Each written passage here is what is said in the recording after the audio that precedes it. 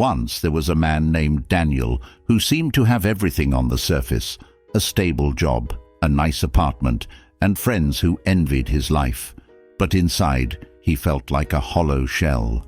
Each day felt heavier than the last, as if he were climbing a mountain with no summit in sight. Despite his outward success, Daniel was unhappy, restless, and consumed by a nagging feeling that he was wasting his life. One evening, after another soul-draining day at work, Daniel took a walk to clear his mind. He wandered aimlessly until he found himself in a small, dimly lit bookstore. Among the dusty shelves, a thin book with an unassuming cover caught his eye. It read, "Meditations by Marcus Aurelius." Intrigued, he flipped through the pages, and a single quote struck him like lightning. "You have power over your mind, not outside events. Realize this, and you will find strength." Daniel purchased the book and began reading it that night. For the first time in months, he felt something shift within him, a glimmer of hope, a spark of understanding. The words of Marcus Aurelius spoke directly to his soul, offering him a roadmap for the questions he didn't even know how to ask. The next morning, Daniel decided to change how he approached his life. He started small. When his alarm rang, instead of hitting snooze and resenting the day ahead, he reminded himself, "I have the power to shape my morning." He made his bed, drank a glass of water, and sat quietly for 5 minutes to focus on his breath. These weren't grand gestures, but they set the tone for the day. At work, when his boss criticized his project, Daniel felt the familiar pang of defensiveness rising. But this time, he paused. He remembered another Stoic principle: we suffer more often in imagination than in reality. Instead of reacting, he calmly asked for specific feedback. To his surprise, the conversation turned constructive, and he left the meeting feeling empowered rather than defeated. As weeks turned into months, Daniel noticed how his perspective began to change. He stopped blaming others or his circumstances for his unhappiness. Instead, he focused on what he could control: his thoughts, his actions, his attitude. He started journaling each night, reflecting on his day and asking himself, "Did I live true to my values today?" He discovered that purpose wasn't something you stumbled upon. It was something you created through your choices. The world around him didn't change. His job was still demanding. His social circle remained the same, and life's challenges continued to arise. But Daniel had changed. By embracing Stoic principles, he found an unshakable calm within himself, a compass that guided him even in turbulent times. One day a colleague asked him over lunch, "Daniel, what's your secret? You seem so at peace lately. How do you do it?" Daniel smiled and said, "I stopped trying to control the world and started focusing on controlling myself. You'd be amazed at how much power we have over our own happiness once we stop searching for it outside ourselves." That evening, as he closed his journal, Daniel wrote a single word at the top of the page: grateful. He wasn't perfect, and he still had his struggles, but for the first time in years, he felt grounded. Daniel realized he was no longer lost because he had finally found the one thing he had been missing all along: himself. Stoicism didn't give Daniel a new life.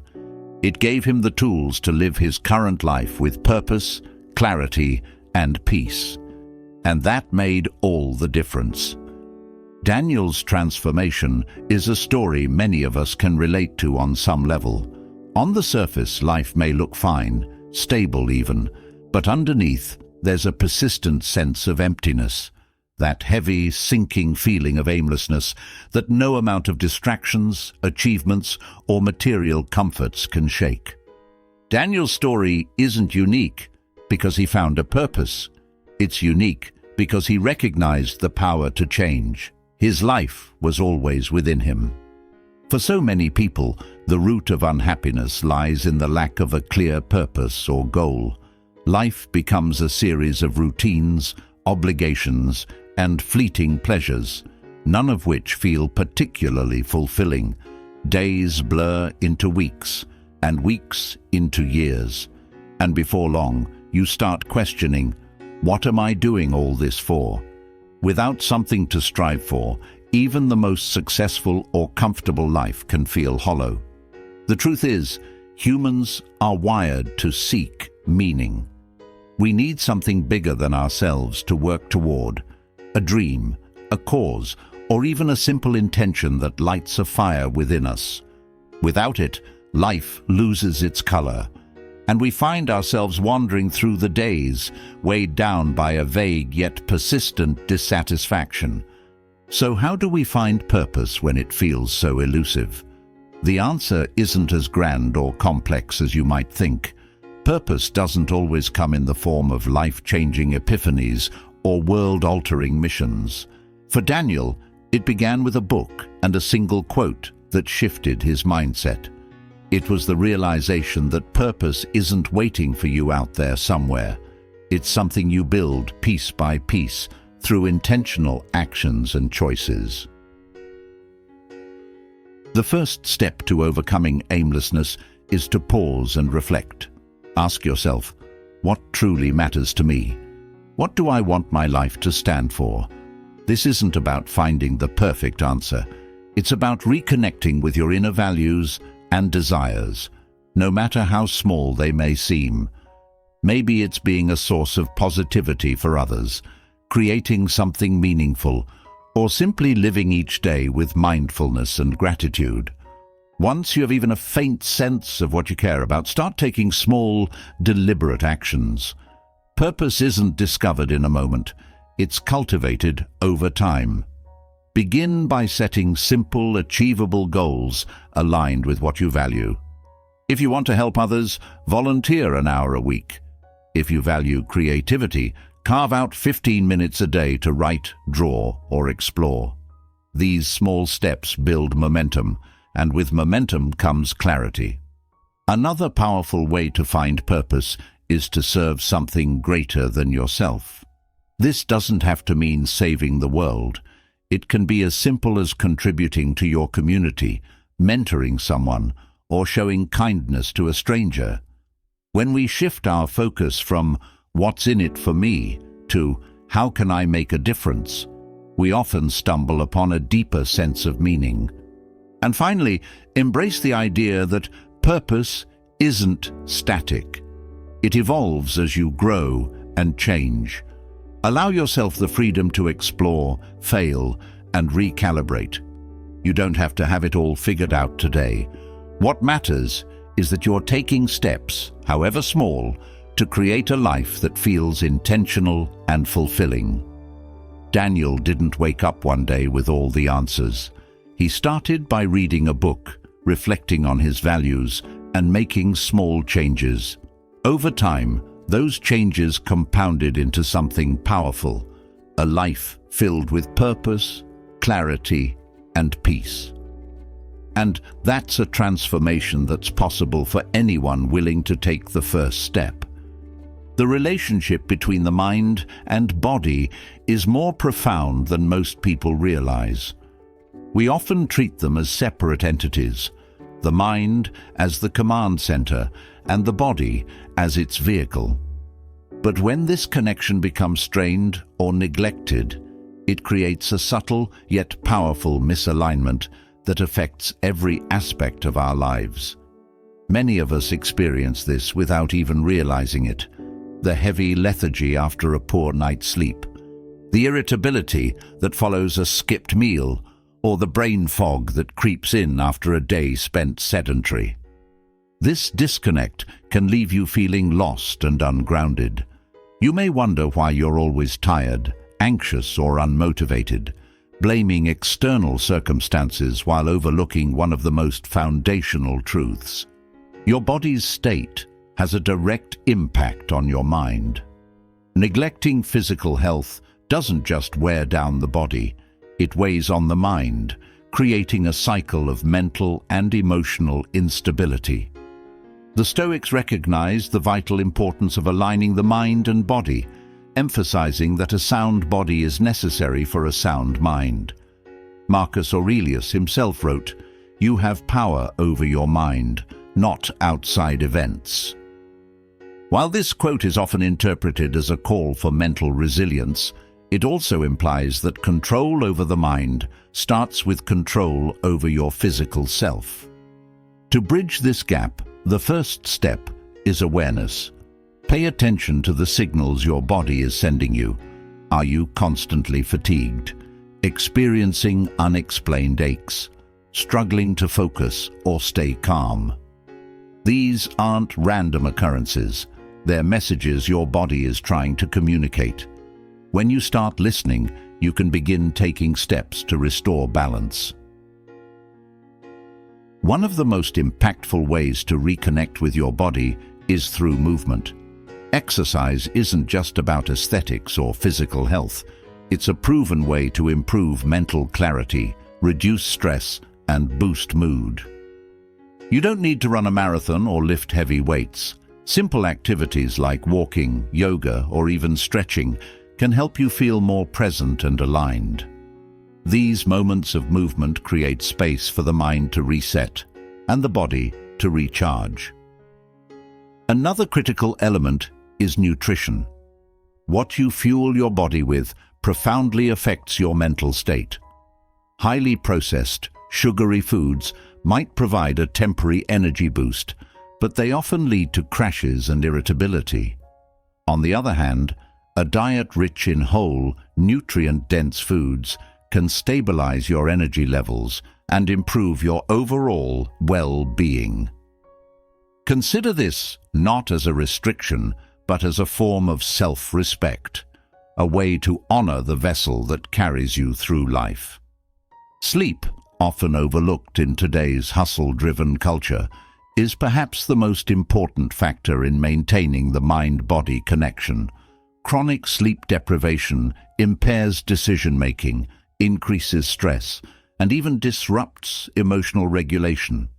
Make restful sleep a non-negotiable priority by creating a bedtime routine, limiting screen time before bed, and maintaining consistent sleep hours.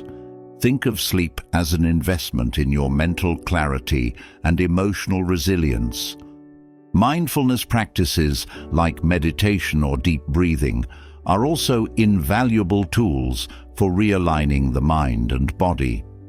These practices create a moment of stillness where you can tune into your breath, release tension, and reconnect with the present moment.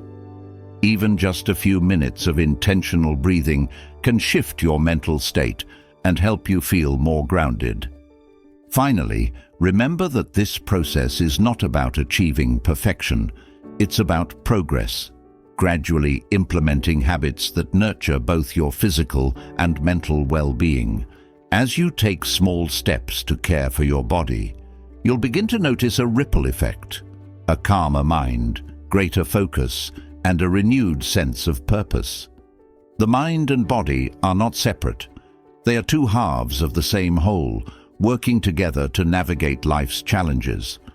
By restoring their alignment, you're not only healing yourself physically, but also creating a foundation for a healthier, more centered mind.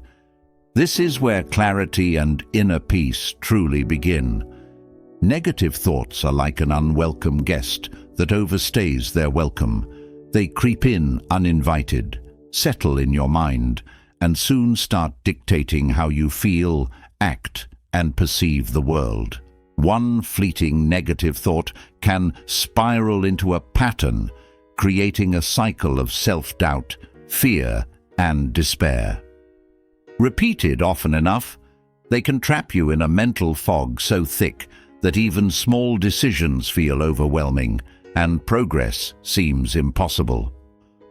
Why do negative thoughts have such a strong hold? It's because our brains are wired for survival, not happiness. Evolutionarily, focusing on threats helped early humans survive. But in the modern world, where saber-toothed tigers are no longer a concern, this wiring causes us to fixate on imagined fears, past regrets, and worst-case scenarios. Over time, these thoughts don't just make us unhappy, they condition us to expect failure, avoid challenges, and hold ourselves back. The Stoics called this catastrophizing, a tendency to inflate problems beyond their actual size.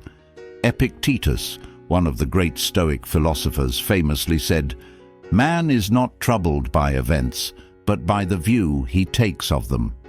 In other words, it's not the situation itself that causes suffering, but how we think about it.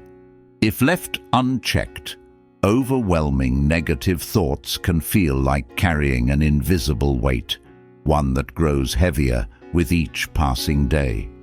To break free from this cycle, the first step is awareness. Pay attention to your inner dialogue. When you notice a negative thought, don't push it away or try to suppress it. Instead, label it for what it is, a thought, not a fact. Imagine it as a cloud passing through the sky of your mind. It may darken your view for a moment, but it doesn't have to linger unless you let it. Next, challenge these thoughts. Ask yourself, is this true? Do I have evidence for this belief, or am I assuming the worst? Often you'll find that negative thoughts are based on exaggerations or fears rather than reality. For example, if you think, "I'll never be good enough," examine the evidence. Recall moments when you succeeded or overcame challenges. This practice helps reframe your perspective and weakens the grip of negativity. Gratitude is another powerful antidote to negative thinking. It's impossible to focus on what's going wrong and what's going right at the same time. Start small. Write down 3 things you're grateful for each day, no matter how trivial they seem. Over time, this practice trains your brain to notice the positives in life, creating a mental habit of appreciation rather than criticism. Physical action also plays a crucial role. Negative thoughts thrive in stagnation, so disrupt them with movement. Go for a walk, stretch, or clean your space. Any physical activity that gets you out of your head and into the present moment. This shift can clear mental clutter and create space for more balanced thinking. Breathing techniques inspired by Stoic practices can also help. When overwhelmed, pause and take a deep breath. Inhale for a count of 4, hold for 4, and exhale for 6. This simple practice calms the nervous system and gives you a moment to regain control over your thoughts. It's also helpful to limit your exposure to negativity from external sources.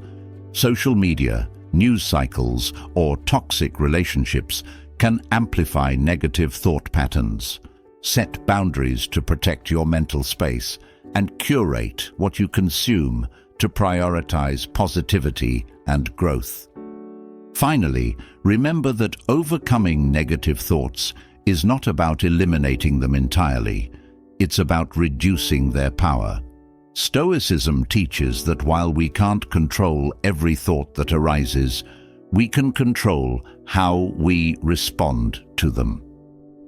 By practicing mindfulness, gratitude, and self-awareness, you can shift from being a victim of your mind to its master. Every time you challenge a negative thought or replace it with a constructive one, you're building mental resilience. This resilience becomes your shield, protecting you from being swept away by the tide of negativity. With time and consistent effort, you'll find that these thoughts lose their hold, making room for clarity, confidence, and a renewed sense of purpose. Depressive states can feel like a heavy fog, making even the smallest tasks seem impossible. Anxiety and fatigue-driven depression often go hand in hand, trapping individuals in a vicious cycle. Anxiety drains emotional reserves, while fatigue saps physical energy, leaving a person feeling paralyzed. The result is a sense of overwhelming inertia. Getting out of bed, preparing a meal, or even responding to a text can feel as monumental as climbing a mountain. What makes these depressive states so challenging is their insidious nature. They don't announce themselves loudly or dramatically. Instead, they creep in slowly, day by day, until you wake up one morning feeling utterly disconnected from the person you used to be. The things that once brought joy or meaning feel distant, and it's easy to start questioning whether they were ever real in the first place. The Stoics understood this internal struggle. They taught that while emotions like sadness or fear are natural, allowing them to dominate our lives is not. Epictetus said, "Make the best use of what is in your power, and take the rest as it happens." This principle doesn't dismiss the weight of depression, it acknowledges it, but emphasizes the importance of taking small, intentional steps toward reclaiming control. Overcoming depressive states starts with breaking the cycle of inertia. When depression makes everything feel overwhelming, the key is to start small. Smaller than you think is meaningful. If getting out of bed feels impossible, set a goal to move just your legs to the floor. Celebrate that movement as a victory, because in the context of depression it is. These micro-actions begin to chip away at the immobility, giving you a foothold to build on. Anxiety-driven depression often amplifies feelings of chaos and unpredictability. To counter this, structure can be a lifeline. Create a simple, realistic routine for yourself, not one filled with ambitious goals, but one grounded in achievable actions. For example, plan to wake up at the same time every day, drink a glass of water, and take a few deep breaths. Consistency, even in small things, can provide a sense of stability in an otherwise turbulent mental state. Physical movement, though daunting, is another powerful tool. Depression and fatigue make exercise seem like an impossible feat, but you don't need to run a marathon to feel its benefits. Start with 5 minutes of stretching, walking, or even standing outside in fresh air. Physical activity releases endorphins, which act as natural mood elevators. It also disrupts the stagnant energy that depression feeds on, creating momentum for positive change. Mindfulness can be a helpful ally as well. Depression often drags your thoughts into the past or future, regretting what was or fearing what might be. Mindfulness anchors you in the present moment, where the weight of those thoughts holds less power. Practice simply observing your breath or noticing the sensations around you. These practices don't fix depression, but they create moments of relief and clarity, reminding you that you're more than your current state. Sleep hygiene is another critical area to address. Fatigue-driven depression is often exacerbated by poor sleep habits. Set a consistent bedtime, limit screen time before sleep, and create a calming pre-sleep ritual, like reading or meditating. Quality sleep is foundational for both physical and mental recovery, yet it's often one of the first things neglected in times of struggle. Social connection, though it may feel like the last thing you want, can also be profoundly healing. Depression isolates, convincing you that no one can understand or help. Yet reaching out to a trusted friend, family member, or therapist can remind you that you're not alone. Start small: a text, a short phone call, or even sitting quietly with someone you trust. Human connection has a way of breaking through the walls that depression builds. Finally, approach yourself with compassion. Depression has a cruel way of making you your own worst critic. But this is the time to be gentle with yourself. Recognize that depression is not a flaw or weakness. It's a signal that your mind and body need care. Celebrate small victories, forgive setbacks, and remind yourself that healing is a process, not a race. The Stoics believed in the power of persistence. Marcus Aurelius wrote, "If it is endurable, then endure it. Stop complaining. Your destruction will mean its end as well." While depression feels far from endurable, this quote reminds us that even the darkest times are temporary. By taking small, consistent steps and focusing on what is within your power, you can gradually move through the fog. The journey is not easy, but it's one worth taking, because your well-being, your peace, and your life are worth fighting for. The inability to manage emotional states is one of the most common reasons people feel stuck. Emotions like stress, fear, and sadness can often feel like a tidal wave, overwhelming your ability to think clearly or act decisively. These feelings, while natural, can quickly become barriers to progress if they aren't properly understood and managed. Why do these emotions have such a strong grip?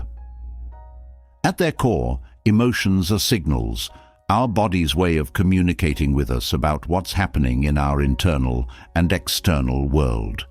Stress might indicate a perceived threat or excessive demands. Fear might be a warning of potential danger, and sadness may be a signal of loss or unmet expectations. The problem arises when these emotions are left unchecked, magnifying beyond their purpose and creating a sense of paralysis. Take stress, for example. It can be a motivator in small doses, pushing us to complete tasks or meet deadlines. But when it's chronic or unmanaged, stress becomes toxic, leading to burnout, irritability, and physical exhaustion. Fear, too, can protect us from harm, but irrational fears or persistent anxiety can prevent us from taking risks or seizing opportunities. Similarly, sadness is a natural response to loss, but if it lingers too long, it can sap energy and hope, leading to a deeper sense of despair. The Stoics had a term for unregulated emotions, passions. They believed that unchecked emotions, driven by impulse rather than reason, lead to suffering. Marcus Aurelius wrote, "You have power over your mind, not outside events. Realize this, and you will find strength." This wisdom points to a critical truth. While we cannot always control what we feel, we can control how we respond. Managing emotional states begins with acknowledgement. Often we're taught to suppress or ignore uncomfortable emotions, but this only pushes them deeper, where they continue to fester. Instead, give yourself permission to feel. Label the emotion. I'm feeling stressed, I'm afraid, or I'm sad. By naming it, you create a degree of separation, making the emotion feel less consuming. Once you've identified the emotion, dig deeper to understand its source. Is your stress coming from a specific task or the pressure to be perfect?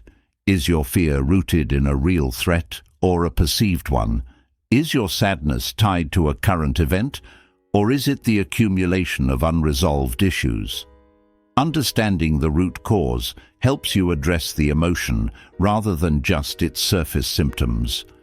Breathing techniques and mindfulness are powerful tools for regulating emotions. When you're feeling overwhelmed, pause and take a few deep breaths. Inhale deeply through your nose for 4 counts, hold for 4, and exhale slowly through your mouth for 6.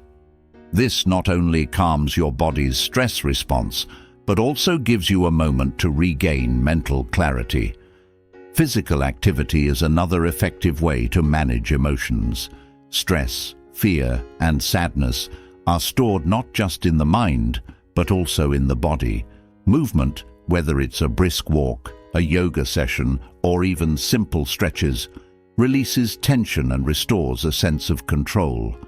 As you move, you shift your focus from the emotion to the action, breaking the cycle of emotional overwhelm. Journaling can also be transformative. Writing down what you're feeling allows you to process emotions in a structured way. It's a safe space to vent without judgment, and it can often reveal patterns or insights that help you navigate future emotional challenges. In moments of intense emotion, grounding exercises can provide immediate relief. Try focusing on your senses. What can you see, hear, feel, smell, or taste right now? This practice anchors you in the present moment, preventing your mind from spiraling into worst-case scenarios. Another key to emotional regulation is reframing your perspective. Instead of viewing stress as an enemy, see it as a signal to reassess priorities. Instead of fearing failure, view it as an opportunity to learn. Instead of letting sadness consume you, use it as a reminder of what you value and why it matters. Finally, cultivate a practice of gratitude and self-compassion. Remind yourself that it's okay to feel what you're feeling. Emotions are part of being human, not a sign of weakness. Treat yourself with the same kindness and understanding you'd offer a close friend. Over time, these practices build emotional resilience, the ability to experience emotions without being controlled by them. Resilience doesn't mean you won't feel stress, fear, or sadness. It means you'll have the tools to navigate these emotions, learn from them, and move forward with clarity and purpose.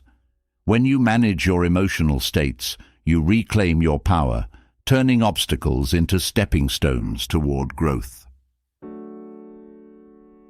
Depression often announces itself not just in the mind, but through the body.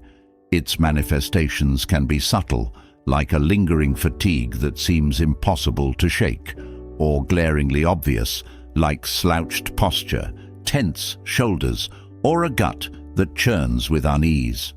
These physical symptoms don't just accompany emotional struggles, they amplify them, creating a feedback loop that can make depression feel insurmountable. Imagine a day when you're exhausted before you even begin.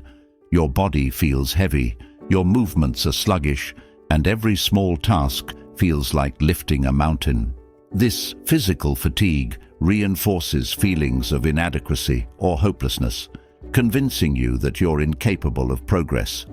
Similarly, poor posture, hunched shoulders, a downward gaze, or a collapsed chest communicates defeat to both your mind and the world around you. These signals aren't just aesthetic. They affect how you feel and act. The connection between body and mind is undeniable, and when one suffers, the other often follows. Even the gut isn't immune. Scientists have discovered a profound link between gut health and mental well-being. The gut, often called the second brain, plays a key role in producing serotonin, a neurotransmitter that regulates mood. When depression strikes, gut health often deteriorates, leading to discomfort, digestive issues, and a worsened emotional state. This creates a vicious cycle. Poor mental health affects the gut, and a struggling gut exacerbates mental health challenges. Stoicism offers a lens through which to break this cycle. The philosophy emphasizes the power of action, small, deliberate steps that align the body and mind toward well-being.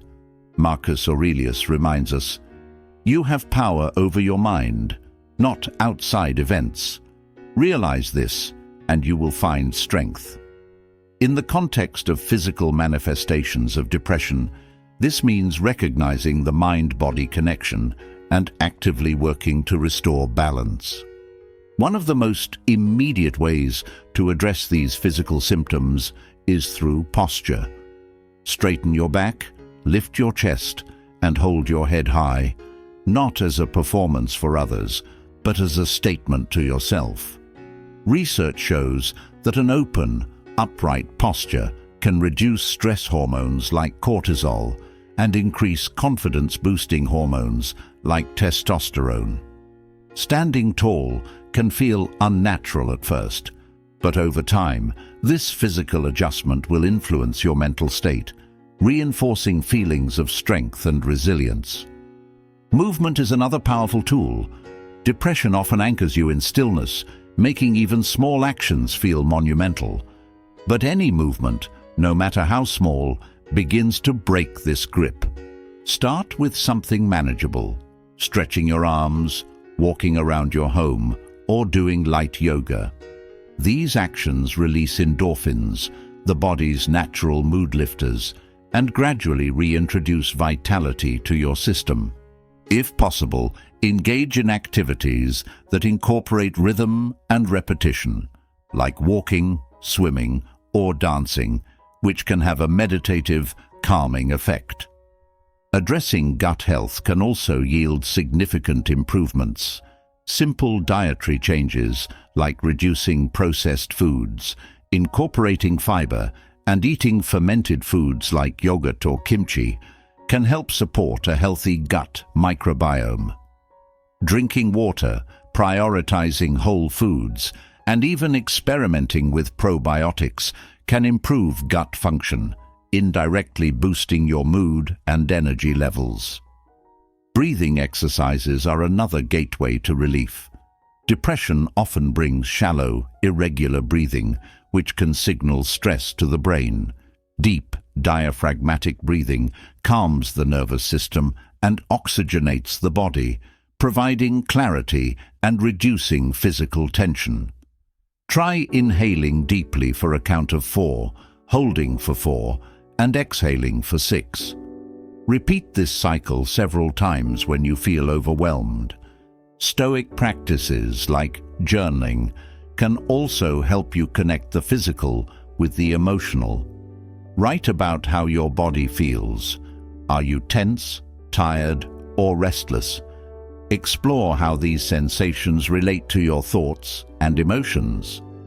This reflective practice can uncover patterns and help you identify small, actionable changes. Additionally, seek connection. Depression often isolates, but human interaction can counteract its physical and emotional grip. Call a friend, join a class, or spend time in nature. Even brief interactions can remind you that you're not alone, offering support and perspective. It's important to recognize that while these steps can ease the physical manifestations of depression, professional help is often necessary. A therapist or doctor can provide guidance, tools, or treatments tailored to your needs. Seeking help isn't a sign of weakness. It's a courageous act of self-care. By addressing the physical manifestations of depression, you're not just treating symptoms, you're building a foundation for healing. Every small action, a deep breath, a short walk, a healthy meal, is a step toward breaking the cycle. Over time, these choices create momentum, reminding you of your strength and your capacity to overcome even the heaviest burdens. Depression may weigh you down, but with consistent effort, you can lighten the load and reclaim both your mind and body. The absence of healthy routines is like trying to navigate through life without a map. It leaves you adrift, unanchored, and vulnerable to the whims of daily chaos. When consistent habits like exercise, proper sleep, or even exposure to sunlight are missing, your body and mind suffer. Over time, this neglect creates a fertile ground for depressive states, where the weight of even simple tasks feels insurmountable. Healthy routines act as a foundation for mental and physical well-being. They bring structure to your day, creating a sense of stability and control that can counteract feelings of aimlessness. But when these routines are absent, you may find yourself stuck in a cycle of inactivity and fatigue. The human body thrives on rhythm, regular patterns that signal when to wake, move, and rest. Without them, your energy levels, mood, and even decision-making abilities take a hit. Consider the impact of neglecting exercise. Movement isn't just about physical fitness, it's a natural antidepressant. Physical activity releases endorphins, chemicals in the brain that elevate mood and reduce stress. A lack of movement, on the other hand, can leave you feeling lethargic and emotionally drained. Similarly, sunlight exposure plays a critical role in regulating your circadian rhythm and boosting serotonin levels, the feel-good hormone. Without it, your body can struggle to maintain energy and emotional balance, especially during darker seasons. Sleep, too, is essential. Irregular sleep patterns disrupt your brain's ability to process emotions and manage stress. It's during sleep that your body repairs itself and your mind consolidates memories and clears mental clutter.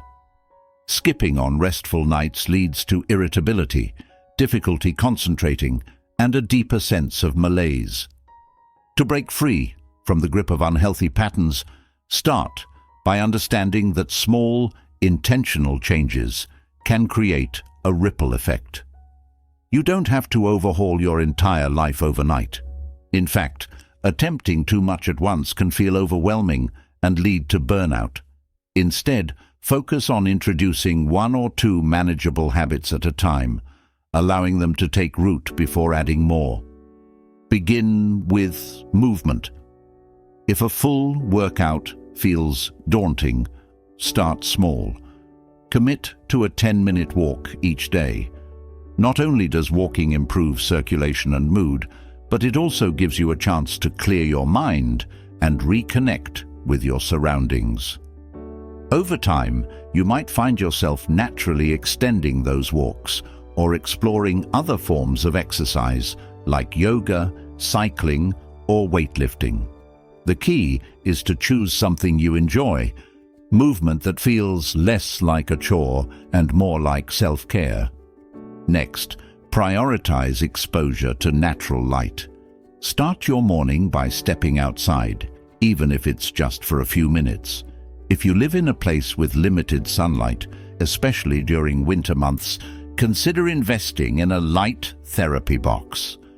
These devices mimic natural sunlight and can help regulate your mood and energy levels. Establishing a consistent sleep routine is equally critical. Aim to wake up and go to bed at the same time each day, even on weekends. Create a wind-down ritual that signals to your brain it's time to rest.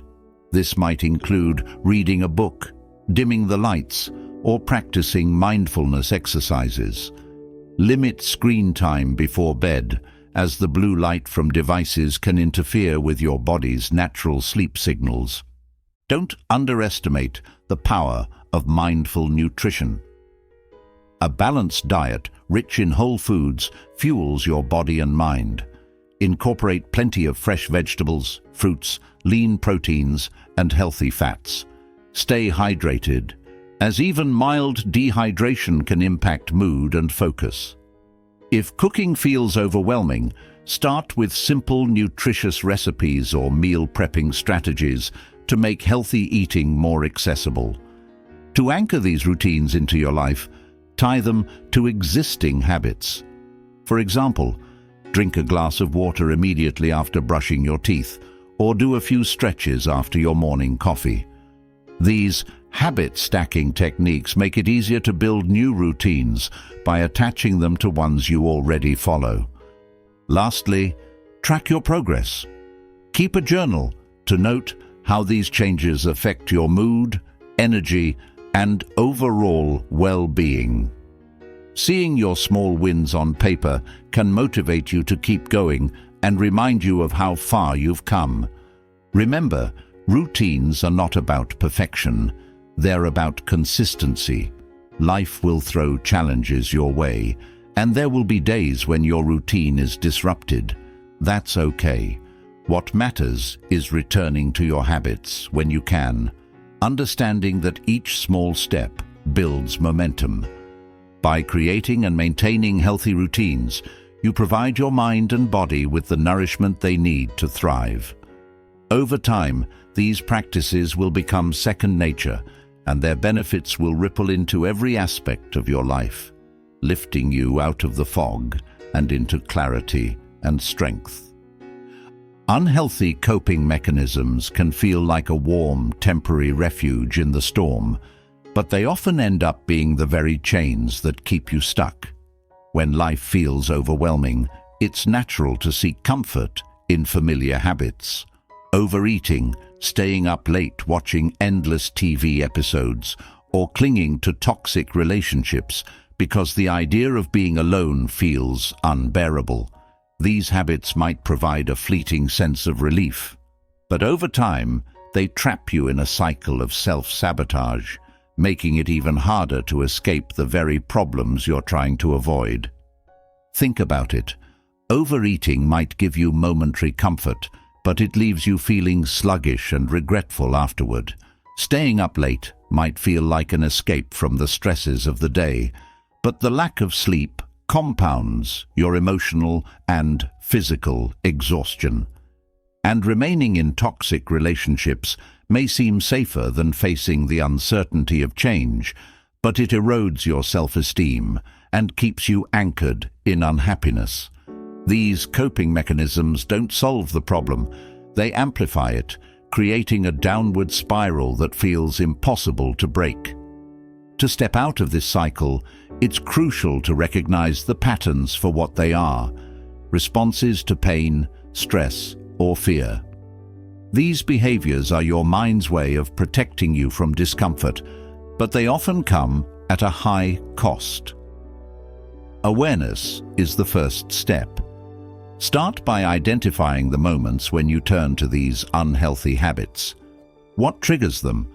Is it stress at work, feelings of loneliness, or unresolved conflicts? Pinpointing the root causes helps you address the underlying issues instead of merely treating the symptoms. Once you've identified the triggers, it's time to replace these destructive habits with healthier coping strategies. This isn't about willpower. It's about giving your mind and body better tools to navigate life's challenges. For example, if stress at work drives you to overeat, consider redirecting that energy into physical activity. Exercise is a proven stress reliever, releasing endorphins that boost your mood and help you regain a sense of control. Even a short walk or a few minutes of stretching can work wonders. If loneliness or boredom is the issue, seek meaningful connections instead of clinging to toxic relationships. Call a supportive friend, join a club or group that aligns with your interests, or explore hobbies that bring you joy. Building healthy connections can remind you that you're not alone and that your worth isn't tied to people who drain your energy. For those who struggle with staying up late to escape the day, create a calming evening routine. Replace mindless scrolling or binge-watching with activities that genuinely nourish you, like reading, meditating, or journaling. Reflect on the day's challenges and victories, and use this time to set intentions for tomorrow. By creating a sense of closure for the day, you can go to bed with a calmer mind and wake up feeling more in control. Breaking free from toxic relationships requires courage and self-respect. It's essential to set boundaries and prioritize your well-being. If the thought of leaving feels daunting, start small. Limit your interactions with people who bring negativity into your life and surround yourself with those who uplift and support you. Therapy or counseling can be invaluable in helping you navigate these difficult transitions, providing guidance and clarity as you take steps toward healthier relationships. Mindfulness is another powerful tool in combating unhealthy coping mechanisms. When you feel the urge to engage in a destructive habit, pause and check in with yourself. Ask, what am I really feeling right now? What do I actually need? Often, the act of pausing and acknowledging your emotions can help you make more conscious choices. Instead of reaching for a bag of chips, you might realize you're simply tired and need rest. Instead of sending a message to a toxic ex, you might recognize you're seeking validation and can find healthier ways to affirm your worth. Finally, practice self-compassion. Breaking free from unhealthy coping mechanisms isn't a linear journey. There will be setbacks, moments when the old habits resurface. That's okay. What matters is your commitment to keep moving forward. Celebrate small victories, like choosing a healthy meal over junk food or going to bed on time instead of staying up late. These small wins build momentum, reminding you that change is possible. By replacing unhealthy coping mechanisms with intentional life-affirming habits, you not only break the cycle of negativity, but also lay the foundation for lasting growth. Over time, these new behaviors become second nature, equipping you to face challenges with resilience and clarity. You don't need to escape your life through destructive patterns. You have the power to build a life you no longer want to escape from. Knowing what needs to be done, and yet feeling paralyzed to act, can be one of the most frustrating cycles of unhappiness. You've read the advice. Move your body, get more sleep, eat nutritious foods, meditate. Logically, it all makes sense. You might even feel a flicker of motivation when you think about implementing these changes. But when the moment comes to act, the weight of inaction feels overwhelming. This state isn't laziness. It's often the result of being too far into the spiral of unhappiness or even depression to muster the energy for change. Failure to act on tools for change is a common experience for those feeling stuck. It's as though you're standing at the edge of a vast ocean, knowing you need to cross, but feeling too exhausted to take the first step into the water. The problem isn't that you don't know what to do. It's that the gap between where you are and where you want to be feels insurmountable. This is where understanding momentum becomes crucial. Instead of focusing on the big picture or drastic changes, it's essential to start with the smallest, most manageable action. The key is to lower the barrier to entry so much that it feels almost effortless. Can't commit to a full workout? Start with a single stretch or a walk around the block. Too tired to prepare a healthy meal? Add one piece of fruit to your snack instead of overhauling your entire diet. Struggling to meditate? Sit in silence for 1 minute. These small actions might seem insignificant, but they carry immense power. They break the inertia of inaction. One of the reasons people struggle to act is the tendency to catastrophize the effort required. The brain magnifies tasks, making them seem monumental. This is why it's so important to reframe your perspective. Instead of thinking, I need to change my entire life, focus on, what is one small thing I can do right now to feel slightly better? The goal is progress, not perfection. Over time, these small actions compound, creating momentum that makes larger changes feel more achievable. Another critical aspect of overcoming inaction is acknowledging the role of self-compassion. Often, people in this state berate themselves for not doing enough, for being lazy or unmotivated. This internal criticism only deepens the paralysis. Instead, try speaking to yourself as you would to a close friend. Remind yourself that it's okay to feel overwhelmed and that taking small steps is still progress. Celebrate even the tiniest victories, like drinking a glass of water when you wanted to skip hydration altogether. self-kindness can create the psychological safety needed to take that first step. Externalizing motivation can also be a helpful strategy. When you feel incapable of taking action for your own sake, consider how your actions might benefit others. For example, walking for 10 minutes might seem unimportant for you, but if framed as an act of self-care that helps you be more present for your loved ones, it takes on greater significance. This shift in focus can provide the push needed to begin. Another approach is to create an environment that supports action without requiring willpower. Lay out workout clothes the night before to make it easier to exercise in the morning. Remove junk food from your immediate environment and replace it with healthier options. Automate habits as much as possible. Set alarms or reminders for sleep, meals, or movement. When the effort required to start is minimized, action becomes more likely. For those who feel too far into depression or unhappiness to act, it's also important to seek external support.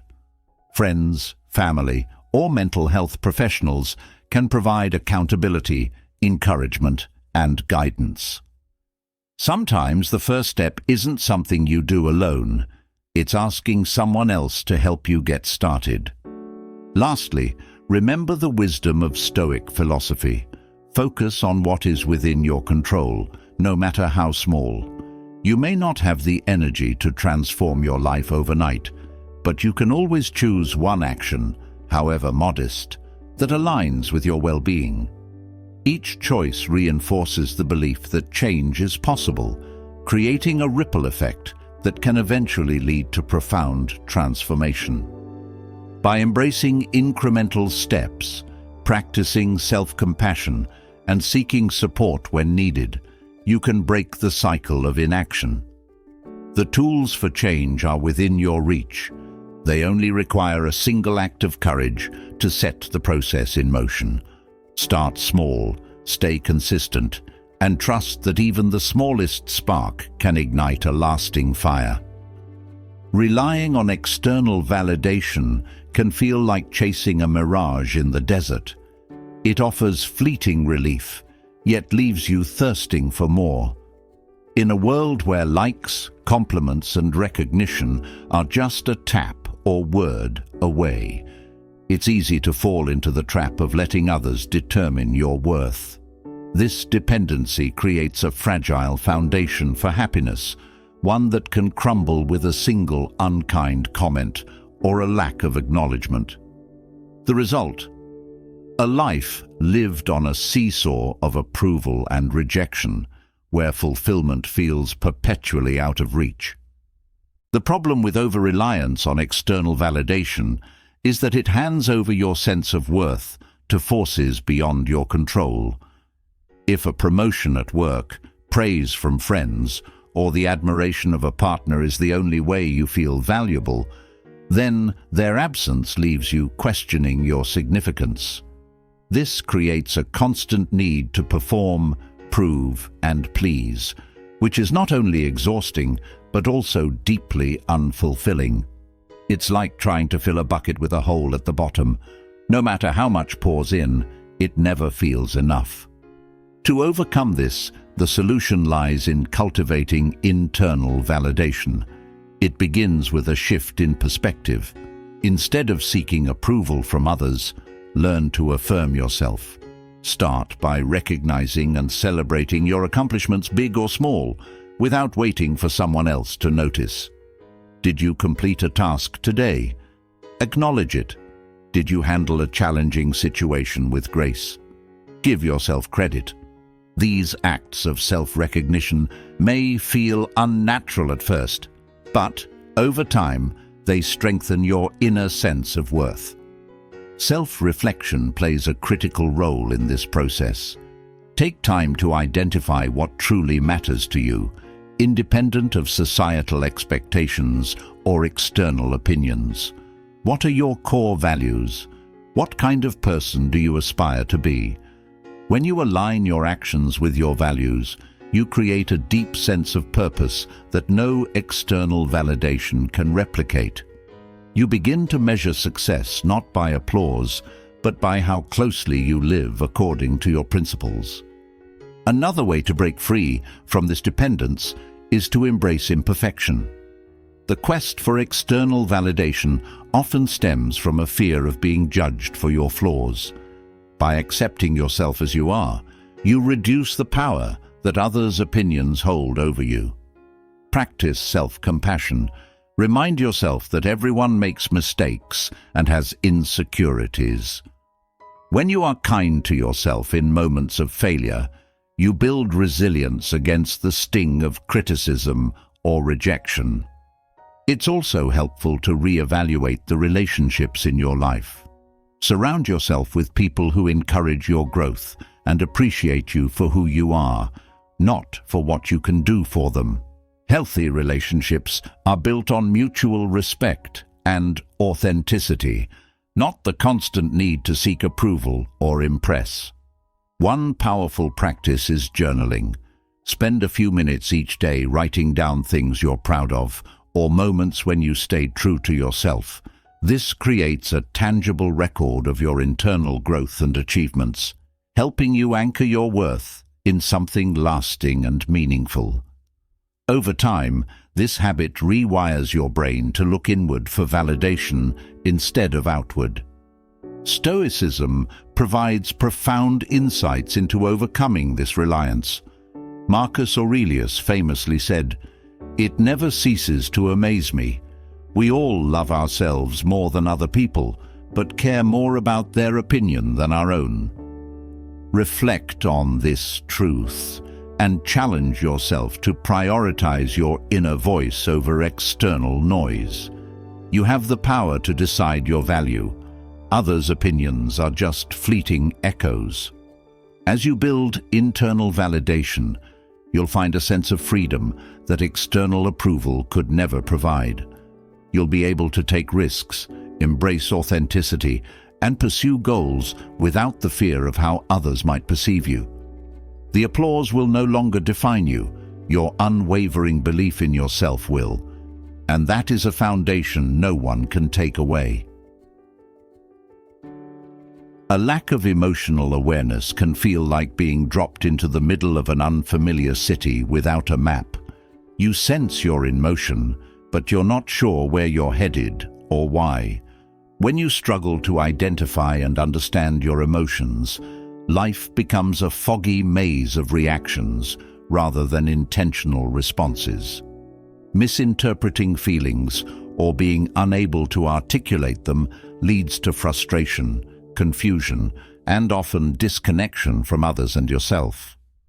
Emotional awareness is the ability to recognize, understand, and manage your emotions in a way that aligns with your values and goals.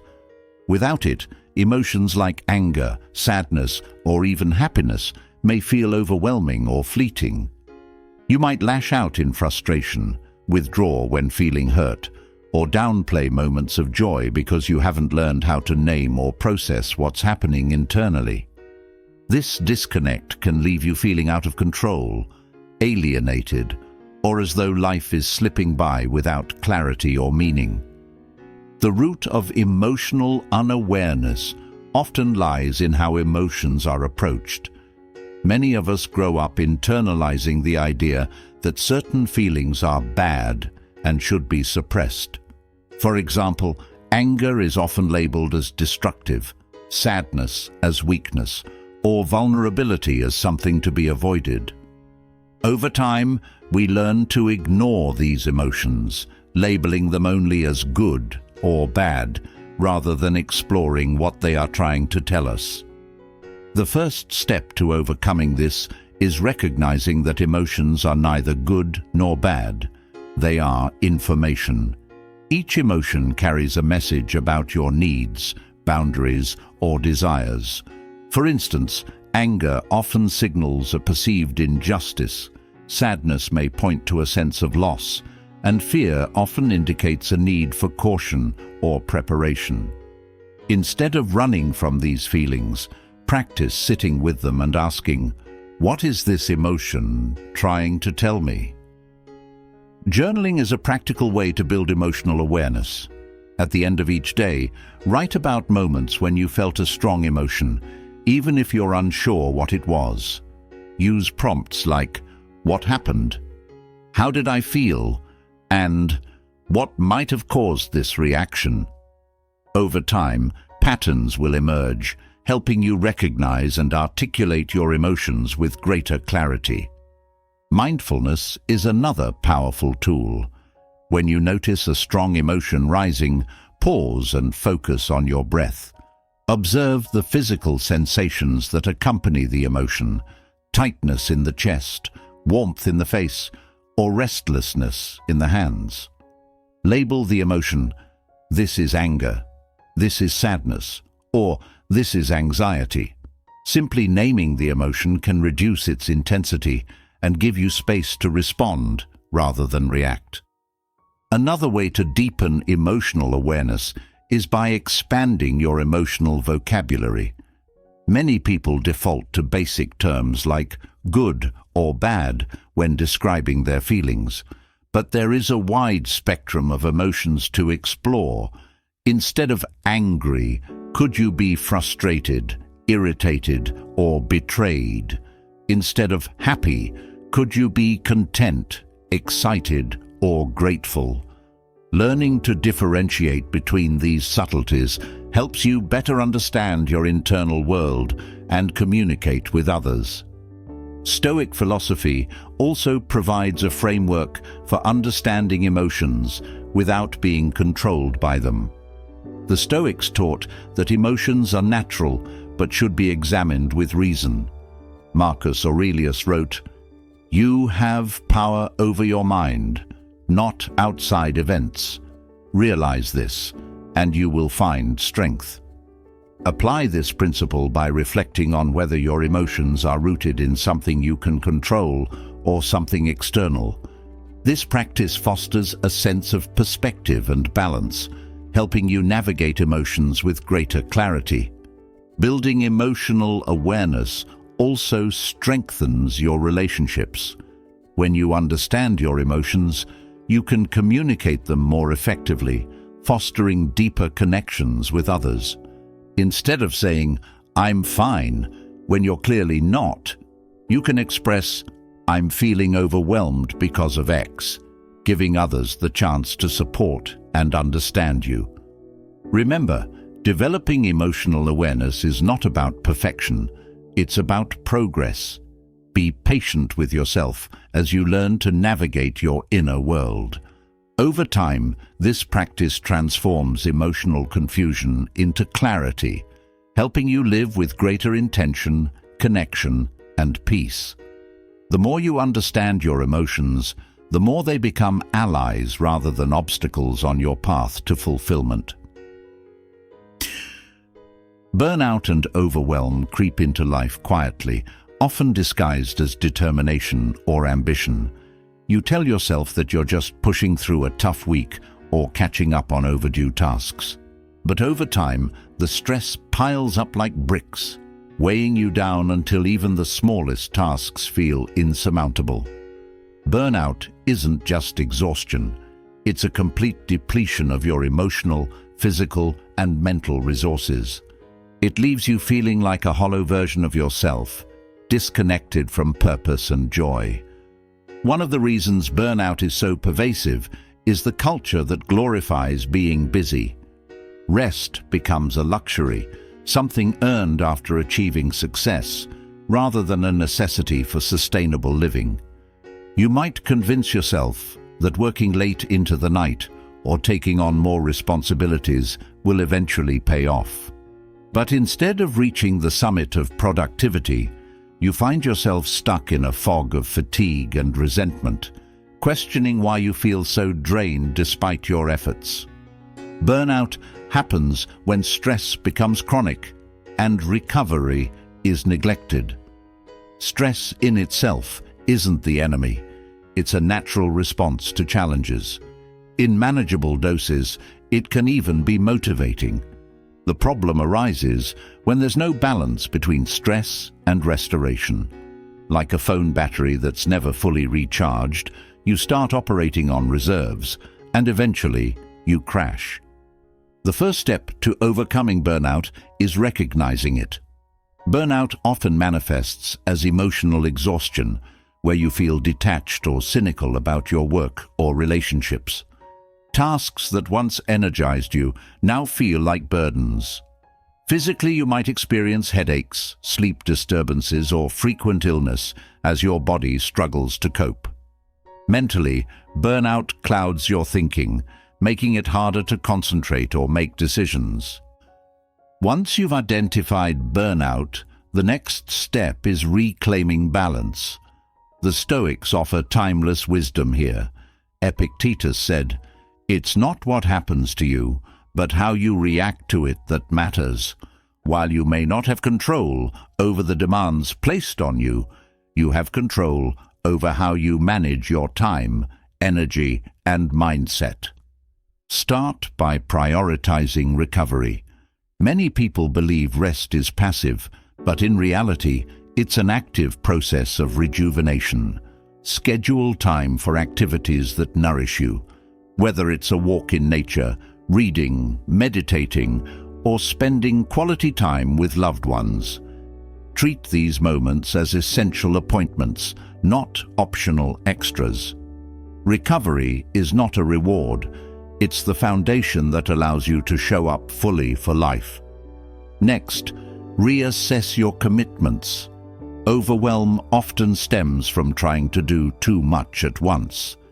Take a step back and evaluate your responsibilities. Are there tasks or obligations you've taken on out of guilt or habit rather than necessity? Practice the Stoic principle of focusing on what's within your control. Learn to say no when needed, recognizing that every yes to one thing is a no to something else. Saying no to unnecessary stress is saying yes to your well-being. Developing daily rituals can also help combat burnout. Simple routines, like starting your morning with 5 minutes of quiet reflection or ending your day by listing 3 things you're grateful for, create anchors of stability amidst chaos. These small practices ground you, reminding you that even in busy seasons, there's room for calm. Another vital component is cultivating self-compassion. When overwhelmed, it's easy to criticize yourself for not doing more or for feeling weak. But the Stoics teach that self-discipline must be tempered with kindness. Marcus Aurelius wrote, "Nowhere you can go is more peaceful, more free of interruptions than your own soul."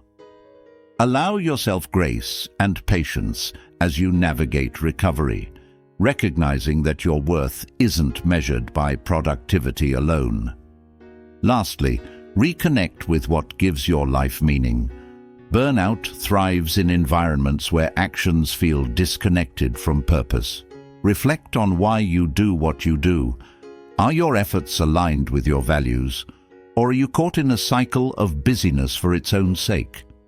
When you focus on what truly matters, you'll find it easier to let go of what doesn't and protect your energy for what does.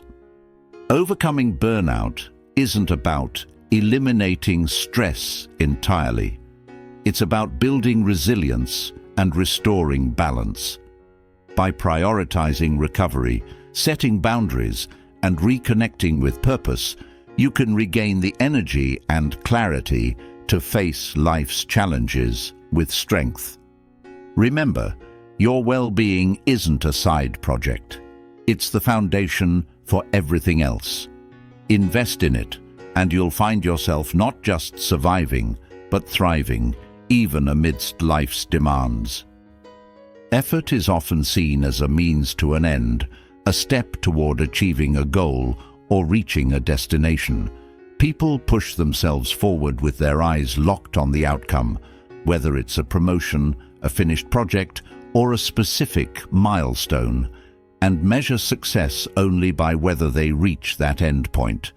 But when the outcome takes longer than expected, or doesn't align with their expectations, frustration sets in. They start feeling as though their efforts are wasted, questioning whether the journey is even worth it. This inability to reframe effort as meaningful in itself leads to disillusionment and a lack of motivation. Take a moment to consider how much time you've spent striving towards something that didn't work out the way you hoped.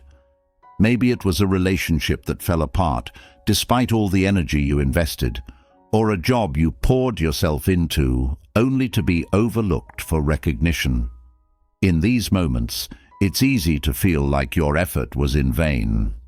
This mindset can quickly spiral into a sense of helplessness, where you avoid trying altogether because you fear the sting of failure. The Stoics, however, offer a liberating perspective. They teach that the value of effort lies not in what you achieve, but in who you become through the process. Marcus Aurelius wrote, "Do every act of your life as though it were the very last act of your life." This doesn't mean living recklessly or in constant urgency. Instead, it's about embracing each action as meaningful, regardless of the outcome. When you focus on the quality of your effort, you free yourself from the weight of external results. The first step to overcoming the inability to reframe effort is recognizing the intrinsic value of the process itself. Ask yourself, what am I learning? How am I growing? Each effort, even if it doesn't lead to the result you wanted, contributes to your resilience, discipline, and self-awareness. For example, training for a marathon and not finishing due to an injury might feel like failure, but the discipline you built during the months of preparation is still a win. Those habits and lessons carry forward into other areas of your life. A powerful way to reframe effort is by rewarding yourself for the act of showing up, not just for the results. This can be as simple as acknowledging the work you've done each day. At the end of your day, take a moment to reflect. What effort am I proud of today?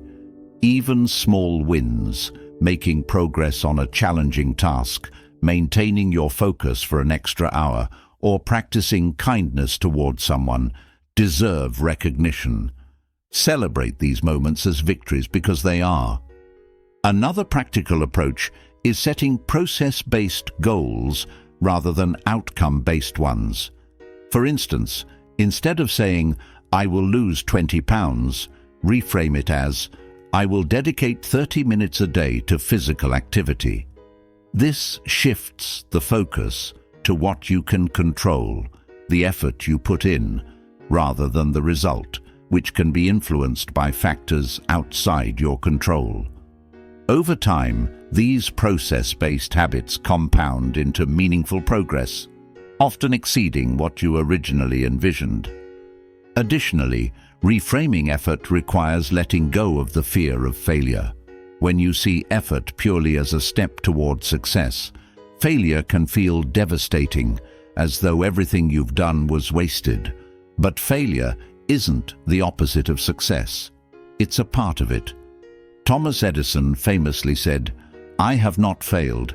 I've just found 10,000 ways that won't work." Each effort, even those that don't pan out, moves you closer to understanding what does. Embrace failure as a teacher, not a roadblock. Lastly, gratitude plays a key role in shifting your perspective. Gratitude for the opportunity to try, to grow, and to learn can transform how you see your efforts. When you start each day with the mindset that effort itself is a privilege, a chance to exercise your abilities, test your limits, and engage with life, you create a sense of fulfillment independent of external rewards. The next time you catch yourself feeling disheartened because the results aren't what you hoped for, pause. Reflect on the journey you've taken, the growth you've achieved, and the strength you've built. Remind yourself that effort is never wasted. Each step, each action, each attempt is a brick in the foundation of the person you are becoming. In the end, success isn't just about what you achieve, it's about who you are and the value you create along the way. And that, no matter the outcome, is always worth celebrating. Dopamine, often called the motivation molecule, plays a crucial role in driving us toward goals and rewarding us with a sense of achievement. But for many, its mismanagement leads to a cycle of extreme effort followed by burnout or giving up entirely. Understanding dopamine's role in motivation and learning to work with it rather than against it is essential for breaking free from this exhausting pattern. Dopamine operates on a reward system in the brain. It spikes when we anticipate a reward, not just when we achieve it. This is why starting a new project or chasing a goal can feel exhilarating in the beginning. The problem arises when we tie dopamine exclusively to big outcomes. If the reward is delayed or doesn't meet our expectations, dopamine levels plummet, leaving us feeling drained and unmotivated. This cycle is amplified in our modern world, where instant gratification is at our fingertips. Social media likes, binge-worthy content, and other quick fixes provide dopamine hits without requiring much effort. Over time, this rewires the brain to seek easy rewards, making sustained effort toward meaningful goals feel overwhelming or even pointless. The first step to addressing this issue is to recalibrate your relationship with dopamine by focusing on the process rather than the outcome. Instead of relying on a distant achievement to provide fulfillment, break your goal into smaller, manageable steps and celebrate each one. For example, if you're writing a book, don't wait until the final page is written to feel accomplished. Celebrate outlining the chapters, completing a paragraph, or even showing up to write.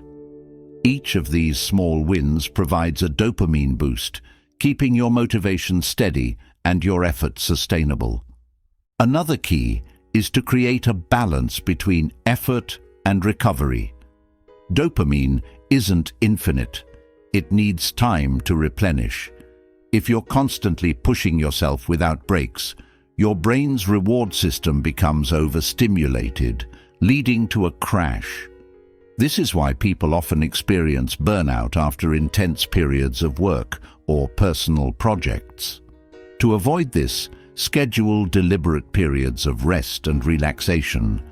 Taking a walk, meditating, or simply disconnecting from digital distractions can help reset your dopamine levels, allowing you to return to your goals with renewed energy. Practicing delayed gratification is another powerful way to manage dopamine. The Stoics often emphasize the importance of self-control and patience. Instead of indulging in instant rewards, train yourself to enjoy the anticipation. For instance, if you're working toward a fitness goal, resist the temptation to constantly check the scale for progress.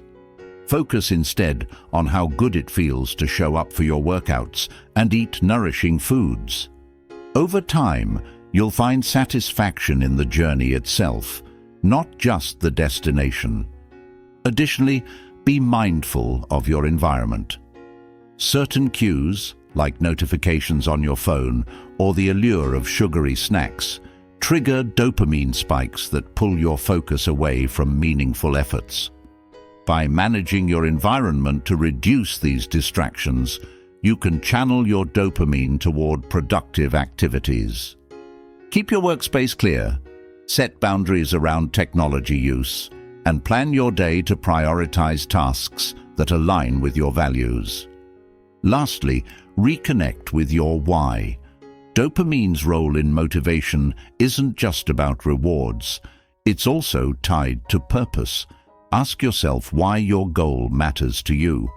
Visualize the deeper meaning behind your efforts, whether it's improving your health, providing for your family, or mastering a skill. This emotional connection fuels sustained dopamine release, keeping you engaged even when progress feels slow. Mismanaging dopamine can trap you in a cycle of highs and lows, but with a conscious approach, you can harness its power for consistent growth. By celebrating small wins, embracing rest, practicing patience, minimizing distractions, and reconnecting with your purpose, you can build a sustainable rhythm of motivation. Instead of burning out or giving up, you'll find yourself energized and equipped to keep moving forward, step by step, reward by reward. Isolation from positive habits can subtly erode emotional well-being, making life feel heavier and more chaotic than it needs to be. Positive habits like controlled breathing, cold exposure, or intentional stress management act as anchors, helping us navigate the challenges of life with clarity and resilience. Without them, emotions can spiral out of control, leaving us feeling overwhelmed and disconnected from our sense of balance. Consider the power of controlled breathing, for example. This simple, often overlooked practice has a profound impact on the nervous system. When stress strikes, the body enters fight or flight mode, heart racing, breath quickening, and muscles tensing. Staying in this state for prolonged periods drains energy and makes it difficult to think clearly.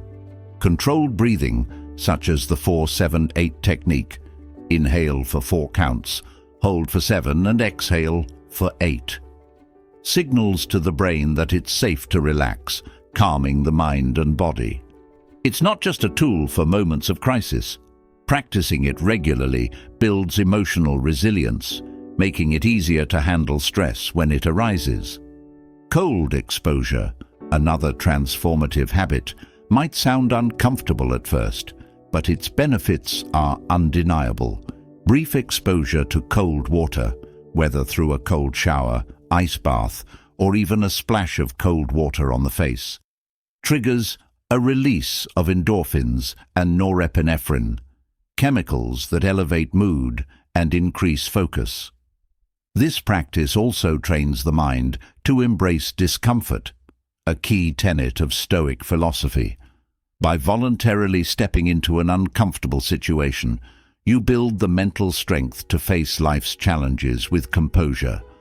Over time, this habit cultivates a sense of control and empowerment as you prove to yourself that you can endure and thrive despite temporary discomfort. Intentional stress management habits like meditation, journaling, or practicing gratitude provide a space to process emotions and regain perspective.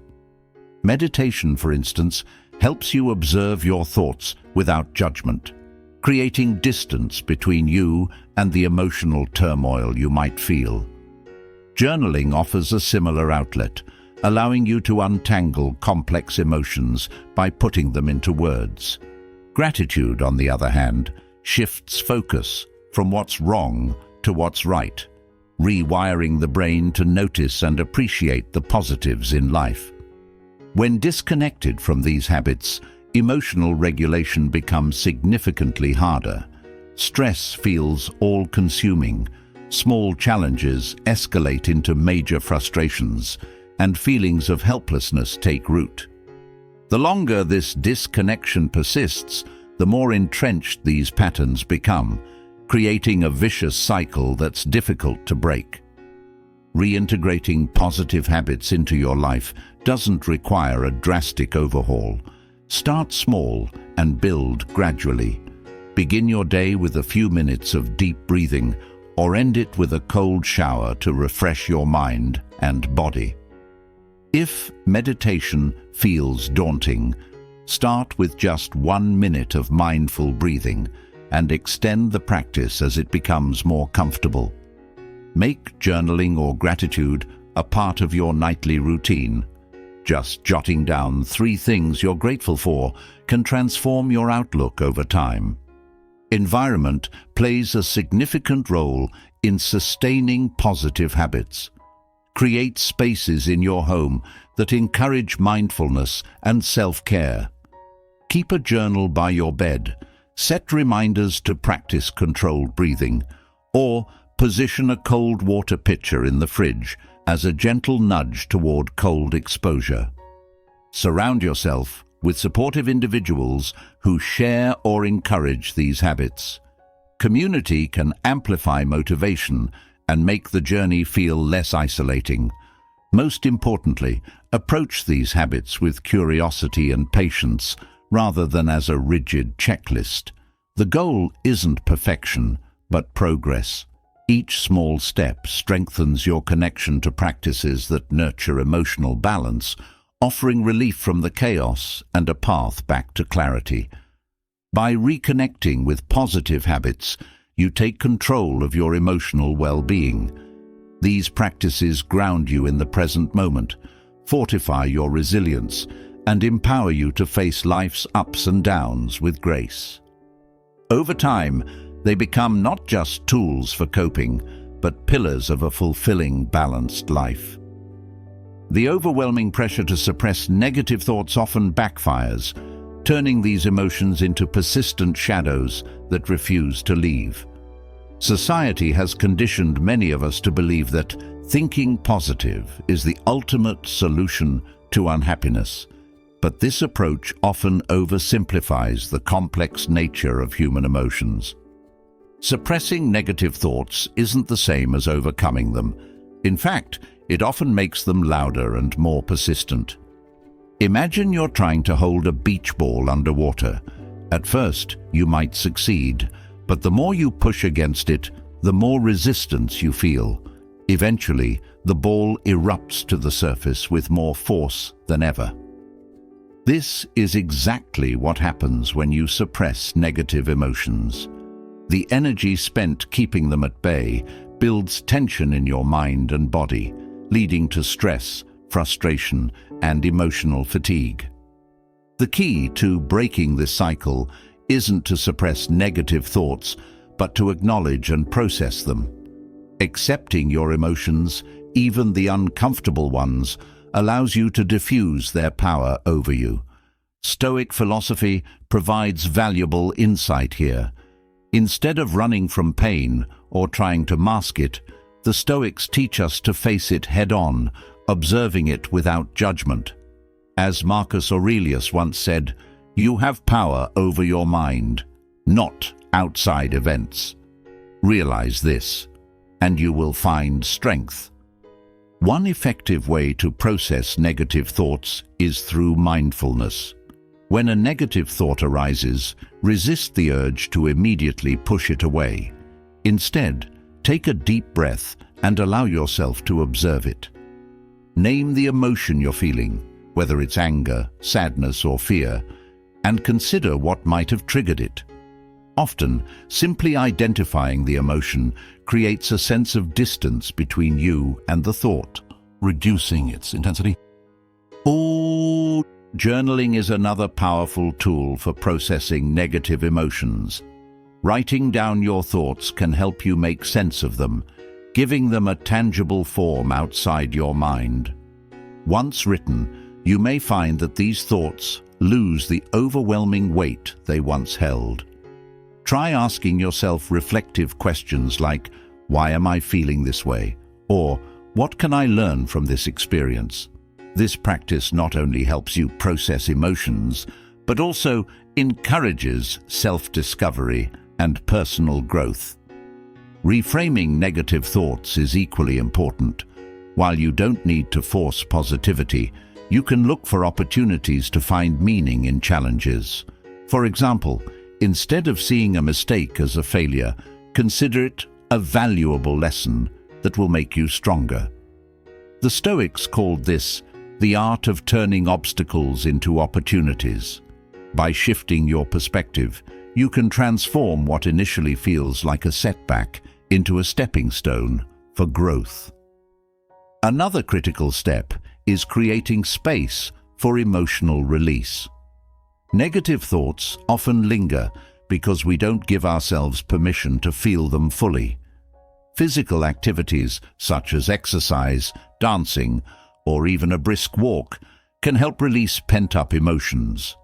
Creative outlets like painting, playing music, or writing poetry offer another way to express and release what's weighing on your mind. Finally, practice self-compassion. Negative thoughts often come with self-criticism, amplifying the emotional burden. Instead of being harsh with yourself, try treating your mind as you would a close friend who's struggling. Remind yourself that it's okay to have bad days, to feel off, or to not have all the answers. Acknowledge your humanity and give yourself grace to navigate these emotions at your own pace. Suppressing negative thoughts is like building a dam in a river. It might hold back the flow temporarily, but the pressure will eventually find a way through. By accepting and working with your emotions rather than against them, you allow the water to flow freely, creating a natural balance. Over time, this approach fosters a healthier relationship with your mind and cultivates resilience, helping you face challenges with strength and clarity. Unhealthy narratives often act as subtle saboteurs in our lives, convincing us to embrace ideas that seem harmless, even helpful, on the surface, but ultimately cause frustration and self-doubt.